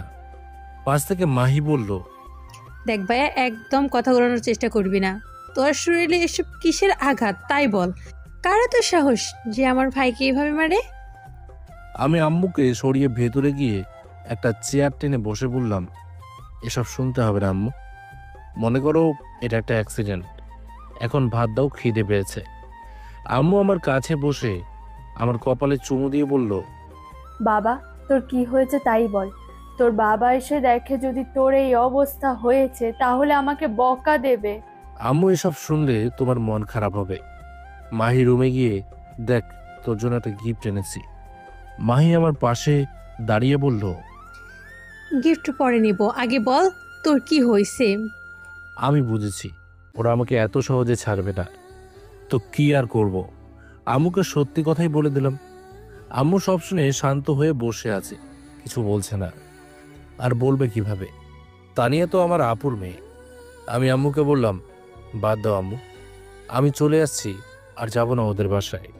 বাবার সাথে কৃষি কাজ করব, আর পাশাপাশি ছাত্র পড়াবো। আম্মু কিছু না বলে দাঁড়িয়ে বলল, তুই বস, আমি খাবার নিয়ে আসছি। আমি আম্মুর হাত ধরে বললাম, আপুর এমনি মন খারাপ, ওকে কল করে কিছু বলবে না, যদি আমার কথা জিজ্ঞেস করে বলবে জানি না। আম্মু ভেতরে যাওয়ার পর মাহি বলল, ভাইয়া, আমি তানিয়াকে ছাড়বো না। তুই দেখিস ওকে আমি কিভাবে মারি। আমার ভাইকে মেরেছে। আমি মায়ের হাত ধরে আমার রুমে নিয়ে গিয়ে ওর হাতে নতুন কাপড় দিয়ে বললাম, তোর পছন্দের কাপড়গুলো নিয়ে আসছি, এগুলো অনেক আগেই দুলাভাইয়ের দোকানে রেখেছিলাম, যদি বাড়িতে আসি তাহলে নিয়ে আসবো, আর আজকে তোর জন্য নিয়ে আসছি। মাহি আমাকে ধন্যবাদ দিয়ে বলল, তুই খাবার খা, আমি এগুলো পরে আসি। আর তুই আসলি কখন এটাই তো জানি না। রাতে এসেছিলাম, কিন্তু তোদের ডাকি নেই। কেন ডাকলি না? বাদ দে, যা তুই এগুলো পরে আয়। মাহি নাচতে নাচতে ওর রুমে চলে গেল। আম্মু খাবার নিয়ে আমার হাতে দিল। কিসের জন্য একটা ওষুধ এনে আমার ক্ষত জায়গায় লাগিয়ে দিতে বলল। আজকে যদি তোর কিছু হয়ে যেত তখন আমাদের কি হতো বল? এই জন্য তো ওখান থেকে চলে আসছি। আর আম্মু দুলাভাই 1 লাখ টাকা দিয়েছে, হয়তো আমার ব্যাগে রাখা আছে, ওটা বাবার হাতে দিয়ে দিও। এত টাকা দিল কেন? আমাকে দুলাভাই রাখতে চেয়েছিল, কিন্তু আমি একেবারে চলে আসছি, এই জন্য এত টাকা দিয়েছে। আর বাবা কোথায়? কি জানি, এখন কোথায় না কোথায় গিয়েছে। খাবার শেষ করে বললাম, আম্মু একটু বাইরে যাই। তোর চাচির বাড়ি থেকে ঘুরে আয় তাহলে। ওখানে পরে যাব, আগে গ্রামের একটু হাওয়া খেয়ে আসি। ভাইয়া, আমাকে কেমন লাগছে? আমি মাহির দিকে তাকিয়ে বললাম, কি ব্যাপার বোন, তোরে তো আজকে অনেক সুন্দর লাগছে। মাহি ধন্যবাদ বলে আমার পকেটে হাত দিয়ে বলল, তোর ফোনটা কই ভাইয়া? ওই মেয়ে নিয়ে গেছে। তাহলে তুই আসলি কেন? তুই যে ওই মেয়ের সাথে চলে যেতি, তোর লজ্জা করে না মেয়ের হাতে মার খাইতে? আম্মু মাহিকে ধমক দিয়ে বলল, তুই চুপ করবি? ছেলেটা মাত্র এসেছে আর তুই কি শুরু করলি বলতো? আমি মাহির দিকে তাকিয়ে বললাম, চিন্তা করিস না বোন, তোর ভাই একদিন এমন কিছু করবে সবাই শুধু তাকিয়ে তাকিয়ে দেখবে। এখন চল সুমনের বাসায় যাই। সুমন আমার ক্লাসমেট, তবে ওর একটা হাত নেই। আমি যখন বাসায় আসি ও সবসময় আমার সাথেই থাকে। ওর একটা হাত না থাকলে কি হবে? ওর মন মানসিকতা অনেক ভালো। মাহির সাথে বাসা থেকে বের হতেই পাশের বাড়ির এক ভাবি সামনে পড়ল। ভাবি আমাকে দেখে বলল, কি লাদেন, দিন দিন দেখি শুরু সুন্দর হচ্ছে, কাহিনী কি? বিয়ে টিয়ে করছো নাকি? কি যে বলেন না ভাবি, আমি আর বিয়ে সে অনেক পর। আর আমাদের মতো ছেলেদের জন্য তো আপনাদের মতো ভাবি আছে না। ভাবি মুখ বাঁকিয়ে বলল, আহারে অবোধ ছেলে। আমি হাসি দিয়ে বললাম, আচ্ছা ভাবি, তাহলে সামনে যাই, পরে কথা হবে। ভাবির সাথে কথা শেষ করে সামনে হাঁটতে লাগলাম। মাহি আমাকে প্রশ্ন করলো। আমি মাহির দিকে তাকিয়ে বললাম, তোর মাথাটা আমি ফাটাবো, শুধু উল্টোপাল্টা কথা বলিস। ভাইয়া, ওই দেখ তোর প্রতিবন্ধী বন্ধু সুমন কোন মেয়ের সাথে বসে বসে কথা বলছে। আচ্ছা চল গিয়ে দেখি মেয়েটাকে। হেঁটে হেঁটে সুমনের কাছে চলে গেলাম। সুমন আর মেয়েটা পাশাপাশি বসে আছে। আমরা যে এখানে আসছি ওদের কোনো খেয়ালই নেই। আমি পেছন থেকে বললাম, খিরে শালা, তুই বসে বসে কি প্রেম করছিস নাকি? সুমন আমাকে দেখে দাঁড়িয়ে এক হাত দিয়ে জড়িয়ে ধরে বলল, আরে লাদেন, তুই? কতদিন পর তোকে দেখছি, তোকে দেখে খুব ভাল লাগছে। সুমনকে ছেড়ে মেয়েটার দিকে তাকিয়ে বললাম, কিরে, এটা আমাদের পাশের গ্রামের আজিম কাকার মেয়ে না? সুমন হাসি দিয়ে বলল, আর তোর ভাবি হয়। বাবা, তোর বিয়ে ঠিক হয়ে আছে আর আমাকে তুই কিছু বললি না? আমি তোরে আমার বিয়ের কথা বলছি না, কারণ তোর যে বিয়ে ঠিক হয়ে আছে এটা তো আমাকে তুইও বললি না। আমি অবাক হয়ে বললাম, আমার বিয়ে ঠিক হয়ে আছে মানে? তুই কি বলতে চাস? কেন, তোর চাচাতো বোনের সাথে তোর বাবা সেদিন তোর বিয়ে ঠিক করলো। আমি মাহির দিকে তাকিয়ে বললাম, কি রে মাহি, সুমনকে ঠিক কথা বলছে? মাহি মাথা নিচু করে বলল, আম্মু তোর এই বিষয়ে কিছু বলতে না করছে। রাগে আমার শরীর ফেটে যাচ্ছে। আমাকে না বলে আমার বিয়ে ঠিক করেছে। আমার চাচাতো বোনের স্বভাব চরিত্র ভালো না। এই মেয়েকে তো আমি জীবনেও বিয়ে করব না। দরকার হলে সারা জীবন কোনো বিয়েই করব না, তাও এই মেয়েকে বিয়ে করা যাবে না। আমি সুমনকে বললাম, আমার বিয়ে আর আমি জানি না, তোরে কি বলবো বল। আচ্ছা, এসব বিষয়ে পরে কথা বলি। তোর বিয়ে কতদূর গেল এটা তো বললি না। সুমন মেয়েটার হাত ধরে বলল, বিয়ের সব কাজ শেষ, এখন শুধু তুলে আনবো। আমি মেয়েটাকে উদ্দেশ্য করে বললাম, তুমি তো জানো আমার বন্ধু আগে থেকেই একটা হাত নেই, বিয়ের পর তুমি ওর সাথে থাকতে পারবে তো? মেয়েটা আমাকে বলল, ও হয়তো আপনার বন্ধু হতে পারে, কিন্তু আমি ওর বিয়ে করাবো, আর আমি আমার স্বামীকে ছেড়ে কোথায় যাব? আমি একটা হাসি দিয়ে বললাম, পারফেক্ট একটা মেয়ে পেলি তুই। আচ্ছা তোরা কথা বল, আমাকে এখন বাসায় যেতে হবে, বাবা হয়তো চলে আসছে। আমাদের বাসায় চল, এতদিন পরে আসলি আর আমাদের বাসায় যাবি না? আম্মু তোকে দেখলে খুব খুশি হবে। অন্য একদিন যাবো সুমন, বাড়িতেই আছি, দেখা তো হবেই। মাহি চল। রাস্তা দিয়ে হেঁটে যেতে যেতে মাহিকে বললাম, তুই আগে বাসায় চল, আমাকে না বলে বাবা আমার বিয়ে ঠিক করে ফেলে আর তুই কিছু বলিস নাই। আজকে বাসায় গিয়ে তোরে কেলাবো। মাহি মুখ বাঁকিয়ে বলল, বাবাকে কিছু বলতে পারে না, আসছে আমাকে মারতে। তুই আমার বোন নাকি শত্রু রে? তোর সেটা মনে হয়? এত কথা না বলে বাসায় চল তো। মাহি আর আমি বাড়িতে চলে আসলাম।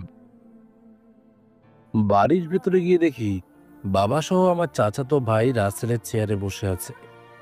বাবা আমাকে দেখে আমার কাছে এসে আমাকে জড়িয়ে ধরে বলল, বাবা তুমি কেমন আছো? এই তো বাবা, আলহামদুলিল্লাহ ভালো আছি। আপনি ভালো আছেন? আগে ভালো ছিলাম না, কিন্তু এখন তোমাকে দেখে আমার বেশ ভালোই লাগছে। আমি বাবাকে ছেড়ে রাসেল ভাইয়ার সামনে গিয়ে দাঁড়িয়ে বললাম, ভাইয়া আপনি ভালো আছেন? রাসেল ভাই আমাকে দেখে একটা হাসি দিয়ে বলল, এই তো ভালো আছি, তুই ভালো আছোস? হুম। রাসেল ভাই আমাকে ওনার পাশে বসে বলল, বস এখানে, তোর সাথে আমার কিছু কথা আছে। আমি রাসেল ভাইয়ের কথা শুনে ওনার পাশে বসলাম। এবার আমার বাবা বলা শুরু করলো, লাদেন, তোরে না জানিয়ে একটা সিদ্ধান্ত নিয়েছি। সব কিছু ঠিকঠাক আছে, এখন শুধু তুই হ্যাঁ বললেই হবে। আমি কিছু হলেও বুঝেছি আমার বাবা আমাকে কি বলতে চাইছে। তবে আমার জানা মতে বাবা এই বিয়েতে রাজি ছিল না, কিন্তু হঠাৎ করে কি এমন হলো যে বাবা একেবারে হ্যাঁ বলে দিল। বাবা আমার দিকে তাকিয়ে বলল, লাদেন, আমি তোরে কি কথা বলছি শুনলি তো? কি হয়েছে? আমাকে তো বুঝিয়ে বলতে হবে নাকি? তাহলে না হয় আমি বুঝবো। আসলে বাবা, আমরা সবাই মিলে তোর বিয়ে ঠিক করেছি। তোর চাচাতো বোনের সাথে ভাবলাম নিজের বাড়ির মেয়ে নিজের ঘরেই নিয়ে আসি। আর আমি জানি তুই আমাদের মুখের উপর কোনো কথা বলতে পারবি না, তাও এখন শুধু তোর মন প্রকাশের বাকি আছে। তুই কি বলিস? এবার আমি দাঁড়িয়ে বলতে শুরু করলাম, সবকিছু বুঝলাম, কিন্তু আমাকে তো একবার জানানোর দরকার ছিল। এমনি তো হতে পারে আমি এই বিয়েতে রাজি নই। দেখো বাবা, আমি তোমার মুখের ওপর কোনো কথা বলতে চাই না, তবে আসল ঘটনা হলো আমি আমার চাচাতো বোনকে এই জীবনেও বিয়ে করতে পারবো না। বড় কথা হলো আমার বোন, আর একটা কথা হলো, দেখো আমি যদি বুঝিয়ে বলি তাহলে হয়তো বুঝবে তোমরা। উদাহরণস্বরূপ, যেমন মনে করো আমার এক বন্ধু ওর চাচাতো বোনকে বিয়ে করবে, কিন্তু সবাই জানে ওর চাচাতো বোন আগে একটা ছেলের সাথে রুম শেয়ার করে ধরা পড়েছে, আর এর লিঙ্কও ভাইরাল হয়ে গেছে। তারপর ওর বড় ভাই ওই মেয়েকে বুঝিয়ে দেশের বাইরে পাঠিয়ে দেয় যাতে কোনো সমস্যা না হয়। এখন যদি আমার বন্ধুর পরিবার ওই মেয়ের সাথে ওকে জোর করে বিয়ে দেয়, তাহলে কি হবে? বিয়ের পর অন্য ছেলেরা ওকে দেখলে বলবে, ইস, মালের কি সুন্দর বডি, কাপড়ের নিচে একদম জাকানাকা, কি মারাত্মক লিঙ্ক ভাইরাল করলো যে। আর এসব কথা শুনলে তখন ওর কেমন লাগতে পারে তাই বলো। আর আজকে এই সব কিছু আমার সাথে হতে চলেছে, হুবহু সব কিছু আমার সাথে মিলে আছে, তাই না বাবা? এত কিছুর পরেও ওকে আমি কিভাবে বিয়ে করতে পারি তাই বলো? আমার নিজের বলতে একটা মান সম্মান আছে। তোমরা তো আমার মত জানতে চেয়েছিলে না? তবে শোনো বলছি, আমি এই মেয়েকে জীবনেও বিয়ে করতে পারবো না। আমার কথা শুনে বাবার মুখটা কালো হয়ে গেল, তবে ওনার কপালেই কেমন যেন একটা ভয়ের ছাপ আমি দেখতে পারলাম। আর রাসেল ভাই মাথা নিচু করে বসে আছে। হঠাৎ করে রাসেল ভাই আমার দিকে তাকিয়ে বলল, খুব বড় ভুল করলে রে লাদেন। আমি তোদের পরিবারের সাথে আর কখনো খারাপ আচরণ করব না ভাবছিলাম, কিন্তু তুই তা হতে দিলি না। এই কথা বলে রাসেল ভাই একটা পিস্তল বের করে টেবিলের উপর রেখে বলল, এটা দেখলে কি চিনিস তো নাকি? এই জিনিসটা দিয়ে আমি তোর বাবার সকল সম্পত্তি আমার নিজের নামে করে নিয়েছি। বাকি আছে শুধু তাদের এই ঘরটা। বেশি কিছু করলে এটাও দখল করে দিব। তুই তৈরি কি না তা আমি জানি না, তবে মোট কথা হলো তোর আমার বোনকে বিয়ে করতে হবেই। সে তোর লাশের সাথে দেই আর যেভাবেই। দেখ, আমি তোর সাথে আমার বোনকে বিয়ে দেব। একদিনের সময় দিলাম, সব কিছু চিন্তা ভাবনা করে জানাবি। আমি কালকে আবারও আসব। তখন যদি উল্টাপাল্টা কথা বলিস না, তাহলে তোর 12টা বাজিয়ে দেব, মনে রাখিস। এই কথা বলে রাসেল ভাই দরজা খুলে বেরিয়ে চুপচাপ চলে গেল। আমি 10 করে একটা চেয়ারে বসলাম। বাবা শুধু মুখ কালো করে বসে আছে, আর কিছু বলছে না। আমি এবার বাবাকে বললাম, রাসেল ভাই যা বললো সবকিছু কি ঠিক নাকি? বাবা আমার দিকে তাকিয়ে বলল, তুই হয়তো জানিস না, এই গ্রামে সবাই তোর রাসেল ভাইকে ভয় করে। দিন দুপুরে ও মানুষের জমি দখল করে নিজের নামে করে নেয়, আর কেউ তা না মানলে খুন করে দেয়। এক ধরনের বড় সন্ত্রাসী হয়ে গেছে তোর ভাই রে। আমাকে এসব আগে বলো নাই কেন? তোরে বললে তুই মন খারাপ করে চলে আসবি। ও আমার ভাইয়ের ছেলে, কিন্তু আমাদের জমিগুলো ওর দখলে। আমি মাথা নিচু করে চুপচাপ বসে আছি। রাসেল ভাই যে আমাদের পরিবারের সাথে এমন কিছু করতে পারে, এটা আমার ধারণার বাহিরে ছিল। আম্মুর দিকে তাকিয়ে বললাম, আম্মু, এক গ্লাস পানি দিবে? আম্মু হুঁ বলে ভেতরে চলে গেল। আমি উঠে ধীরে ধীরে হেঁটে রুমে চলে গেলাম। বসে বসে ভাবছি কি করা যায়। যদি এখানে থাকি তাহলে আমার এই জীবনের কোনো মানেই থাকবে না। হ্যাঁ, আমি এর সমাধান পেয়েছি। যদি আমার কিছু করতে হয় তাহলে আমাকে এখান থেকে পালাতে হবে। কখনোই ভাবি নাই আমি এমন পরিস্থিতিতে পড়ে যাব। ফোনটা বের করে দুলাভাইকে কল দিলাম। দুলাভাই ফোন রিসিভ করে বলল, কি খবর শালাবাবু, কেমন আছো? এই তো আলহামদুলিল্লাহ, আপনি? আমিও ভালো আছি। তো আজকে কি মনে করে কল দিলে? আমাকে একটা কাজ করে দিতে পারবেন দুলাভাই? বল, কি করতে হবে? ঢাকা শহরে আপনার চেনা জানা তো কোনো আত্মীয় আছে? আমার এক বন্ধু আছে। কেন, কি হয়েছে? আমাকে একটা ফ্যামিলি রুম ঠিক করে দিতে পারবেন? আজকে রাতে বাসা থেকে পালিয়ে যেতে হবে। বাসা থেকে পালাতে হবে মানে কি বলতে চাও তুমি? আপনাকে বলার মতো আমার সময় এখন নেই, তবে এইটুকু শুনে রাখেন, আমার চাচাতো ভাই আমাদের সকল সম্পত্তি আমার বাবাকে ভয় দেখিয়ে জোর করে ওর নামে দখল করে নিয়েছে। আর আমাকে বলে আমি ওর বোনকে বিয়ে করব। ওর বোনের স্বভাব কেমন তা আপনিও তো ভালো করে জানেন। আমি তাই না করেছি দেখে আমাকে নাকি ও মারবে বলে হুমকি দিয়েছে। কি বলো, ওর এত সাহস হয়ে গেছে? তুমি তাহলে পুলিশের কাছে যাও। যেখানে ওকে পুরো গ্রামের মানুষ ভয় পায় সেখানে আবার পুলিশ কি করবে বলেন? থাক, আমি সেই সব চিন্তা করতে চাই না। আমি যেটা বললাম সেটা করতে পারবেন কিনা সেটা বলেন। সমস্যা নেই, আমি সব কিছু দেখে নেব। আমার বন্ধু একটা ছেলে আর একটা মেয়ে আছে, ওদের তুমি পড়াবে, বিনিময়ে বাসা ভাড়া দিতে হবে না। আমি ওকে সব কিছু বলে দেবো না। আর তোমার আপুকে আমি কি বলবো? প্লিজ দুলাভাই, আপুকে কিছু বলবেন না। ও এসব শুনলে পাগলা মুখ শুরু করবে, এজন্য ওকে আমি কিছু বলতে চাই না। তোমার যেটা ভালো মনে হয় তাই করো, তবে কখনো হাল ছেড়ে দিও না, তাহলে জীবনে সময় থেমে যাবে। আপনি এখন কোথায় আছেন? এই তো দোকানে। আচ্ছা ঠিক আছে, আমি ফোন রাখলাম, ভালো থাকবেন। ফোন কেটে দিতেই আম্মু ভেতরে প্রবেশ করলো। আম্মু আমার দিকে তাকিয়ে বলল, আজকে ওর মতো নষ্ট একটা ছেলের জন্য আমাদের সব কিছু ছেড়ে পালাতে হচ্ছে। ও তো তোর চাচাতো ভাই, তারপরেও কেন এমন করে আমাদের সাথে বল? আমি জানি আম্মু আড়াল থেকে সবকিছু শুনে ফেলেছে, এজন্য আমি একটা হাসি দিয়ে বললাম, আরে আম্মু এসব বাদ দাও তো, এই সম্পত্তি যদি আমার বাবার নামে থাকে, একদিন না একদিন ফিরে পাবো, তা চিন্তা করো না। তাও আমি এই মেয়েকে বিয়ে করতে পারবো না। এটা তো আমরাও চাই না, কিন্তু রাসেল আমাদের ভয় দেখিয়ে সব করছে। আমি সবকিছু বুঝেছি, তোমাকে আর কিছু বলতে হবে না। আম্মুর হাত থেকে পানির গ্লাসটা নিয়ে আস্তে করে বললাম, যাও সবকিছু রেডি করে নাও, আমরা আজকে রাতেই ঢাকায় বেরোবো। এটা করা কি খুব জরুরি বাবা? নিজের বাসা ছেড়ে এভাবে পালিয়ে যাওয়া কি ঠিক হবে? তাহলে এখানে থেকে মরতে চাও নাকি? আর আমি কি তোমাদের খারাপ চাইবো বলো? আম্মু মাথা নাড়িয়ে আমার রুম থেকে বাইরে চলে গেল। দেখতে দেখতে রাত হয়ে গেল। হালকা পাতলা কিছু খেয়ে রুমে বসে আছি। এখন শুধু সময়ের অপেক্ষা করছি, কখন সেই কাঙ্ক্ষিত সময় আসবে। ঘড়িতে এখন 10টা বেজে গেছে। আমি আমার সবকিছু নিয়ে রুম থেকে বেরোলাম। আম্মুকে ডাক দিতেই আম্মু বের হয়ে বলল, বাবা, সবকিছু রেডি করে ফেলেছি, কিন্তু তোর বাবা তো এখন আসছে না। বাবা কোথায় গিয়েছে? বলছে তিনি তার বন্ধুর কাছ থেকে নাকি বিদায় নিয়ে আসবে। তোমার কি মাথা খারাপ হয়ে গেছে? তুমি বাবাকে এখনো বাইরে বের হতে দিলে?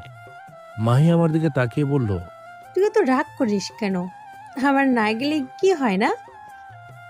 আমি মাহির দিকে চোখ ঘুরে তাকিয়ে বললাম, কোনো কথা বলবি না, এখন মেজাজ অনেকটা গরম আছে। মাহি আমার কথা শুনে চুপ হয়ে গেল। হঠাৎ করে বাবা কোথা থেকে দৌড়ে এসে বলল, লাদেন, তুই তাড়াতাড়ি তোর মাকে নিয়ে বাসা থেকে বের হয়ে যা, আমি সব কিছু নিয়ে আসছি। তোর ভাই জেনে গেছে যে আমরা আজকে এই বাড়ি থেকে পালিয়ে চলে যাচ্ছি। আমি রেগে বললাম, তোমাকে কি আমি বলেছিলাম যে বাসা থেকে বের হয়ে গিয়ে সবাইকে বলো? এখন মন চাইছে নিজের মাথা নিজেই ফাটিয়ে ফেলি। আমি আম্মু আর মাহিকে নিয়ে বাসা থেকে বের হতে হতে বাবাকে বললাম, তাড়াতাড়ি রেডি হয়ে স্টেশনে আসেন, আমরা আপনার জন্য অপেক্ষা করছি।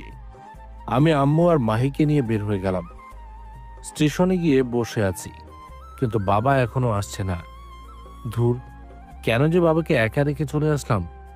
আম্মুর ফোনটা নিয়ে বাবাকে কল দিলাম, আর ফোন রিসিভ করলো রাসেল ভাই। রাসেল ভাই ফোন রিসিভ করে হাসতে হাসতে বলল, কিরে লাদেন, শুনলাম তুই নাকি তোর পরিবারকে নিয়ে পালিয়ে যাচ্ছিস। এতটাই ভয় পাস আমাকে? আর তুই পালিয়ে কোথায় যাবি? আমিও এটা দেখতে চাই। নে, তোর বাবার সাথে কথা বল। আমি হ্যালো বলতেই বাবা কান্না করতে করতে বলল, বাবা, তুই আমাকে মাফ করে দিস, আমি পারলাম না বাঁচতে। তোর মা আর তোর বোনকে দেখে রাখিস। রাসেল আমার বুকে 2টা গুলি করেছে। আমার কথা বলতে খুব কষ্ট হচ্ছে। তুই প্রতিষ্ঠিত না হয়ে এখানে আসবি না, আর ওকে কুত্তার মতো রাস্তায় ফেলে মারবি। এই কথাটা বলতেই আর একটা গুলির শব্দ শুনতে পেলাম। তার মানে ও আমার বাবাকে মেরে ফেলেছে। ফোনটা হাত থেকে আপনা আপনি পড়ে গেল। চোখ থেকে টপ টপ করে পানি পড়ছে। রাসেল ভাই এটা করতে পারলো? ও তো আমার চাচাতো ভাই হয়, আর আমার বাবা তো ওর চাচা হয়। কিন্তু এরপরেও কিভাবে? আম্মু আমাকে ধরে বলল, কি হয়েছে? তুই কান্না করিস কেন? তোর বাবা কোথায়? আমি চোখের পানি মুছে আম্মু আর মাহিকে ট্রেনে তুলে বললাম, চুপচাপ বসে থাকো। তবে আম্মু, আমি তোমার কসম খেয়ে বলছি, আমি ওকে ছাড়বো না। আমার বাবাকেও আজকে মেরে ফেলেছে। আম্মু আমার গালে ঠাস ঠাস করে 2টো চড় দিয়ে বলল, ছি ছি, আজকে তোর এই কথাটা বলতে লজ্জা হচ্ছে না? ও তোর বাবাকে এইভাবে মেরে ফেললো, আর তুই? আম্মু মুখে আঁচল গুজে কান্না করছে। আমি চুপচাপ মাথা নিচু করে কান্না করছি। কিছু করার নেই আজকে আমার। তবে আমার একটাই দোষ, আমি কেন সবার সাথে ভালো ব্যবহার করি। এই শহরে বাঁচতে হলে পশু হয়ে বাঁচতে হবে। তবে সামনের দিনগুলো আমার জন্য খুব কঠিন হতে চলেছে। খুব সহজেই আমি আমার বাবাকে হারিয়ে ফেললাম। তবে রাসেল ভাই না চাইতেও আমার হাতে পিস্তল তুলে দিয়েছে। আমি কি ওকে এত সহজে ছেড়ে দেব? আম্মুর ফোনটা নিয়ে ফোন থেকে সিমগুলো খুলে চলন্ত ট্রেন থেকে ফেলে দিলাম। অনেকক্ষণ জার্নির পর আমরা আমাদের ঠিকানায় চলে গেলাম। ট্রেন থেকে নেমে একটা অটো নিয়ে দুলাভাইয়ের দেওয়ার ঠিকানায় চলে গেলাম। বাসার সামনে গিয়ে কলিং বেলে চাপ দিতেই একটা আন্টি এসে দরজা খুলে দিল। আমাদের দেখে বলল, তোমার নাম তাহলে লাদেন না? আমি মাথা নাড়িয়ে বললাম, আমার নামই লাদেন। আর দুলাভাই আপনাদের সবকিছু বলছে না আন্টি? আন্টি বলল, ভেতরে আসো, তোমাদের রুমটা দেখিয়ে দেই। আন্টি আমাদের ভেতরে নিয়ে গিয়ে একটা রুম দেখিয়ে দিল। তারপর সে চলে গেল। দরজা খুলে আমরা ভিতরে গেলাম। ভেতরে গিয়েই আম্মু ধপ করে নিচে বসে গেল। কোনো কথা বলছে না, চুপচাপ বসে বসে কান্না করছে। আমি আম্মুর পাশে বসে বললাম, এখানে আমার কি করার ছিল বলো আম্মু? আমি বাবাকে বলছি তুমি বাহিরে কোথাও যাবে না, আমার কি করার আছে বলো? আজকেও আমার বাবাকে মেরেছে, আমি আমার বাবাকে দেখতেও পারি নাই। আমি আমার আম্মুর হাত ধরে বললাম, তুমি চিন্তা করো না আম্মু, আমি ওকে বাজেভাবে মারবো, দেখো, ছাড়বো না আমি ওকে। আম্মু চোখের পানি মুছে দাঁড়িয়ে মাহির সাথে রুম গোছাতে লাগলো। আমার মনটা ভেঙে গেছে। এখন আমি কিভাবে কি করব এটাই জানি না। তবে রাসেল আমার বাবাকে মেরে খুব বাজে কাজ করেছে, এর প্রতিশোধ নিতে হবে। যদি আমাকে সর্বোচ্চ খারাপ হতে হয় আমি তাও হব, যদি আমাকে 100 মানুষকে খুন করতে হয় আমি তাও করব। এর পরেও ওকে আমার দেখার আছে। আমি মাহিকে বললাম, মাহি, আমি একটু রুমের বাইরে যাচ্ছি, কিছু খাবার নিয়ে আসি, আর যা যা লাগে সব যাবতীয় জিনিসগুলো নিয়ে আসি। বাসা থেকে বের হয়ে বাজারে চলে গেলাম। তবে এখানে পিস্তল বা অন্য কিছু কিনতে গেলে এখানে পরিচিত কাউকে লাগবে আমার। থাক, এসব পরে দেখা যাবে, আগে বাসায় যাই। ওরা এখনো কিছু খায় নাই। বাজার শেষ করে বাসায় গেলাম। রুমের দরজা খুলে ভিতরে প্রবেশ করলাম। মাহি বলল আম্মু নাকি ঘুমিয়ে গেছে, এজন্য আমিও কিছু বললাম না। রাতে আন্টিদের বাসা থেকে খেয়ে এসেছি। সকালে ঘুম থেকে উঠে দেখি আম্মা ফ্লোরের উপর পড়ে আছে। আমি তাড়াতাড়ি বিছানা থেকে লাফ দিয়ে উঠে আম্মুকে বিছানার উপর রেখে আম্মুর মাথায় পানি দিতে লাগলাম। কিছুক্ষণ পর আম্মুর জ্ঞান ফিরল। আম্মুর জ্ঞান ফিরতে দেখে আমি ফ্লোরের ওপর চুপটি করে বসে কান্না করতে লাগলাম। আম্মু আমার বিছানা থেকে উঠে বলল, বাবা, আমাকে মাফ করে দে। কি করব বল, রাসেল তোর বাবাকে বিনা কারণে মেরে ফেললো। তাই বলে তুমিও কি মরে যেতে চাও? একবারও আমাদের কথা ভাবলা না? তুমি ছাড়া আমাদের এই পৃথিবীতে কে আছে এটা বলো? যাও যাও, তুমিও চলে যাও, আমাদের কাউকে লাগবে না। আম্মু আমাকে নিচ থেকে তুলে বিছানার উপর বসিয়ে বলল, যা, ওয়াশরুম থেকে ফ্রেশ হয়ে আয়, আর কখনো এসব করব না। সত্যি তো? আরে হুঁ রে বাবা, সত্যি। আমি আম্মুর হাত ধরে বললাম, যদি তোমার কোথাও যেতে হয় তাহলে মাহিকে আগে বিয়ে দেই, এরপরে তোমার যেখানে খুশি সেখানে চলে যাবে, আমি কিছু বলবো না। আম্মু আর কিছু না বলে কিচেন রুমে চলে গেল। আমি উঠে ওয়াশরুমে চলে গেলাম। ও হ্যাঁ, মনে পড়েছে কালকে তো আমার সেনাবাহিনীর মাঠ আছে, দেখি কি হয়। কিছুক্ষণ পর বাড়িওয়ালা আমাদের রুমে এসে আমাকে সব কিছু বুঝিয়ে দিতে লাগলো। এর মানে তার ছেলে মেয়েকে কিভাবে পড়াতে হবে, আর এই বাসায় থাকতে গেলে আমাকে কি কি করতে হবে ইত্যাদি। আমি শুধু ওনার কথা শুনে হ্যাঁ বলে দিলাম, আর কিছু বলে নেই। সকালে নাস্তা করে সারাদিন রুমেই কাটিয়ে দিলাম। রাতে একা একা আর ভালো লাগছিল না, এই জন্য ভাবলাম যাই, ছাদ থেকে ঘুরে আসি। যেই কথা সেই কাজ, হেঁটে হেঁটে ছাদে চলে গেলাম। তবে ছাদে যেতেই কেমন একটা বাজে গন্ধ নাকে ভেসে আসলো। আমার কেন জানি মনে হচ্ছে ছাদে কে যেন গাঁজা খাচ্ছে। এটা তো গাঁজার গন্ধই। কই, ছাদে আসলাম আবহাওয়া দেখতেই, আর এখন আবহাওয়ার বদলে গাঁজার গন্ধ ভেসে আসছে। মনে মনে ভাবলাম, আহা, কি দিন যে আসলো, মানুষ এখন ছাদে বসেই গাঁজা খায়। আমি আশেপাশে তাকিয়ে খুঁজতে লাগলাম কোথা থেকে এই গন্ধটা আসছে। হঠাৎ কে যেন ডাক দিল, এই ছেলে, এদিকে আয়। আমি পিছনে তাকিয়ে দেখি ছাদের এক কোনায় 3টা মেয়ে বসে আছে, আর ওদের হাতে একটা করে সিগারেট। আমার যা বোঝার আমি তা বুঝে গেছি, তার মানে ওরা এখানে গাঁজা খাচ্ছে। তবে আমার কাছে বিষয়টা কেমন যেন লাগলো। আমার জানা মতো সিগারেট খায় ছেলেরা, কিন্তু কি যে দিন আসলো, মেয়েরা এখন সিগারেট ছাড়া গাঁজা খাচ্ছে। বাহ বাঙালি, বাহ, বাঙালি যে এতটা উন্নত হবে এটা আমি আগে জানতাম না। মেয়েগুলো আবার ডাক দিল। কি রে শালা, তোরে এখানে আসতে বললাম না? আমি ভয়ে ভয়ে ওদের দিকে হেঁটে হেঁটে যেতে লাগলাম, আর মনে মনে বলছি এই বিপদ থেকে বাঁচতে পারলেই হলো। সবগুলো মেয়ে যখন মাতাল হয়ে পড়ে আছে, না জানি এখন আমাকে কি করতে বলে। আমি মেয়েগুলোর সামনে গিয়ে মাথা নিচু করে বললাম, জি, আমাকে কি আপনারা ডেকেছেন? একটা মেয়ে নিচে পড়ে থাকা চশমাটা চোখে লাগিয়ে বলল, তুই এখানে কি করিস? তোরে ছাদে কে আসতে বলছে? আমি ভয়ে ভয়ে বললাম, আসলে আপু, আমি জানতাম না এই সময় আপনারা এখানে থাকবেন। আমি এটা জানলে জীবনও এখানে আসতাম না, মাফ করে দেন। আমার কথা শুনে মেয়েটা হাসতে হাসতে বলল, মাফ করবো না। আচ্ছা ঠিক আছে, সিগারেট খেতে পারিস। না, এসব কখনোই খাওয়া হয়নি। তাহলে আজকে সিগারেট নয়, সরাসরি গাঁজা খাবি। নে, এটা হাতে নে। প্লিজ ম্যাডাম, আমাকে ছেড়ে দিন। আমি আর এই সময় কোনো দিন এখানে আসবো না। এখন তোরে ভালো ভালোই বলছি, সিগারেট খা। পাশ থেকে আরেকটা মেয়ে বলল, সিগারেট না খেলে তোর শরীর থেকে সব কাপড়গুলো খুলে এখানে দাঁড়িয়ে থাক, দেখি তোরে আমাদের কি পছন্দ হয় নাকি। আমি জানি মানুষ মাতাল হওয়ার পর যা মুক্তি আসে তাই বলতে শুরু করে। কিভাবে যে এখান থেকে বেঁচে ফিরি তাই ভয় হচ্ছে।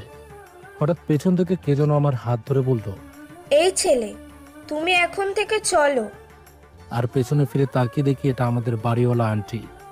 আন্টি আমাকে নিয়ে ছাদের অন্য কোণায় নিয়ে বলল, তুমি এখানে কি করো? আসলে আন্টি, এসেছিলাম এখানে একটু হাওয়া খেতে, কিন্তু এখানে এসে দেখি এই অবস্থা। ওরা কারা আন্টি? আমি তো চিনতে পারলাম না। চশমা পরা মেয়েটা হলো আমার মেয়ে। এই কথা বলে আন্টি মুখটা কালো করে দিল। আমি অবাক হয়ে বললাম, কি বলেন আন্টি? কিন্তু আপনাকে দেখে তো ভয়টা কিছু পাচ্ছে না। ও আমার কথা শুনলে তো ভয় পাবে।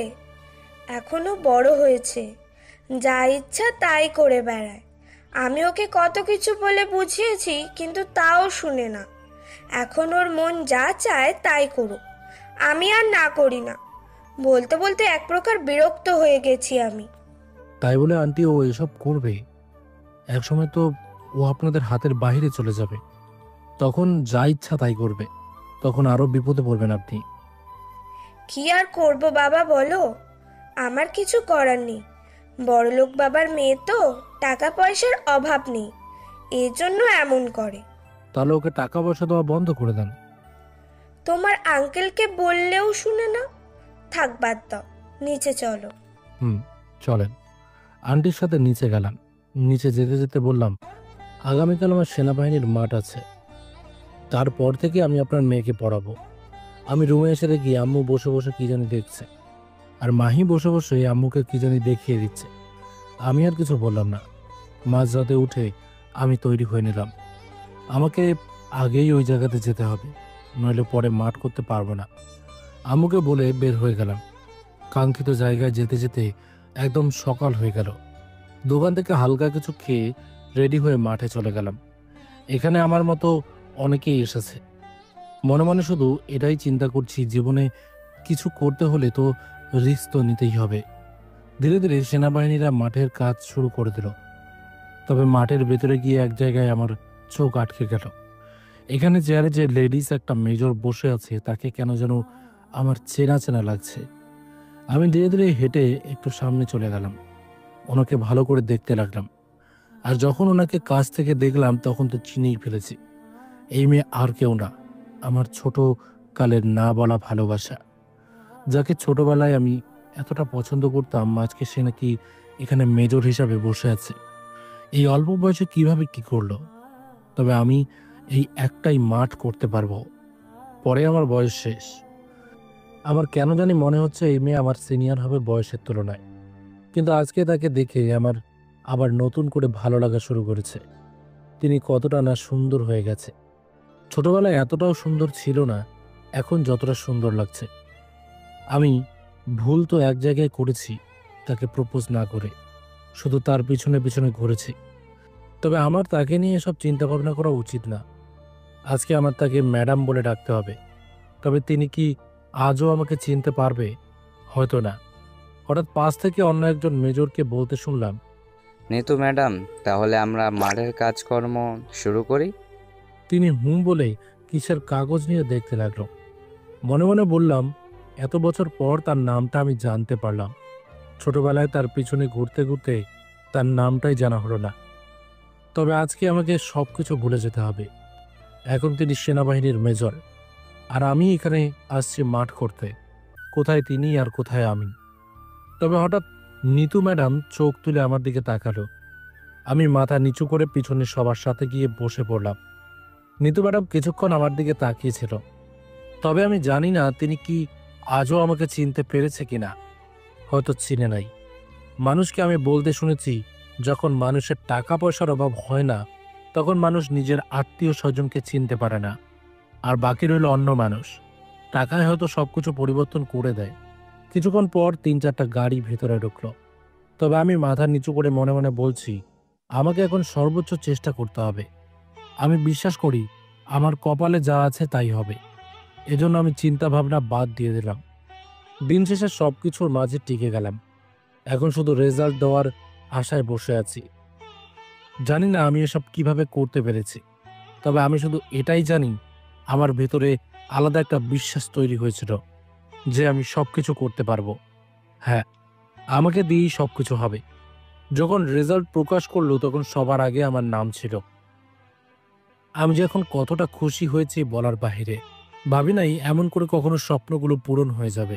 তবে মানুষ চেষ্টা করলেই নাকি সবকিছু সম্ভব। আমি তো চেষ্টা করেছি।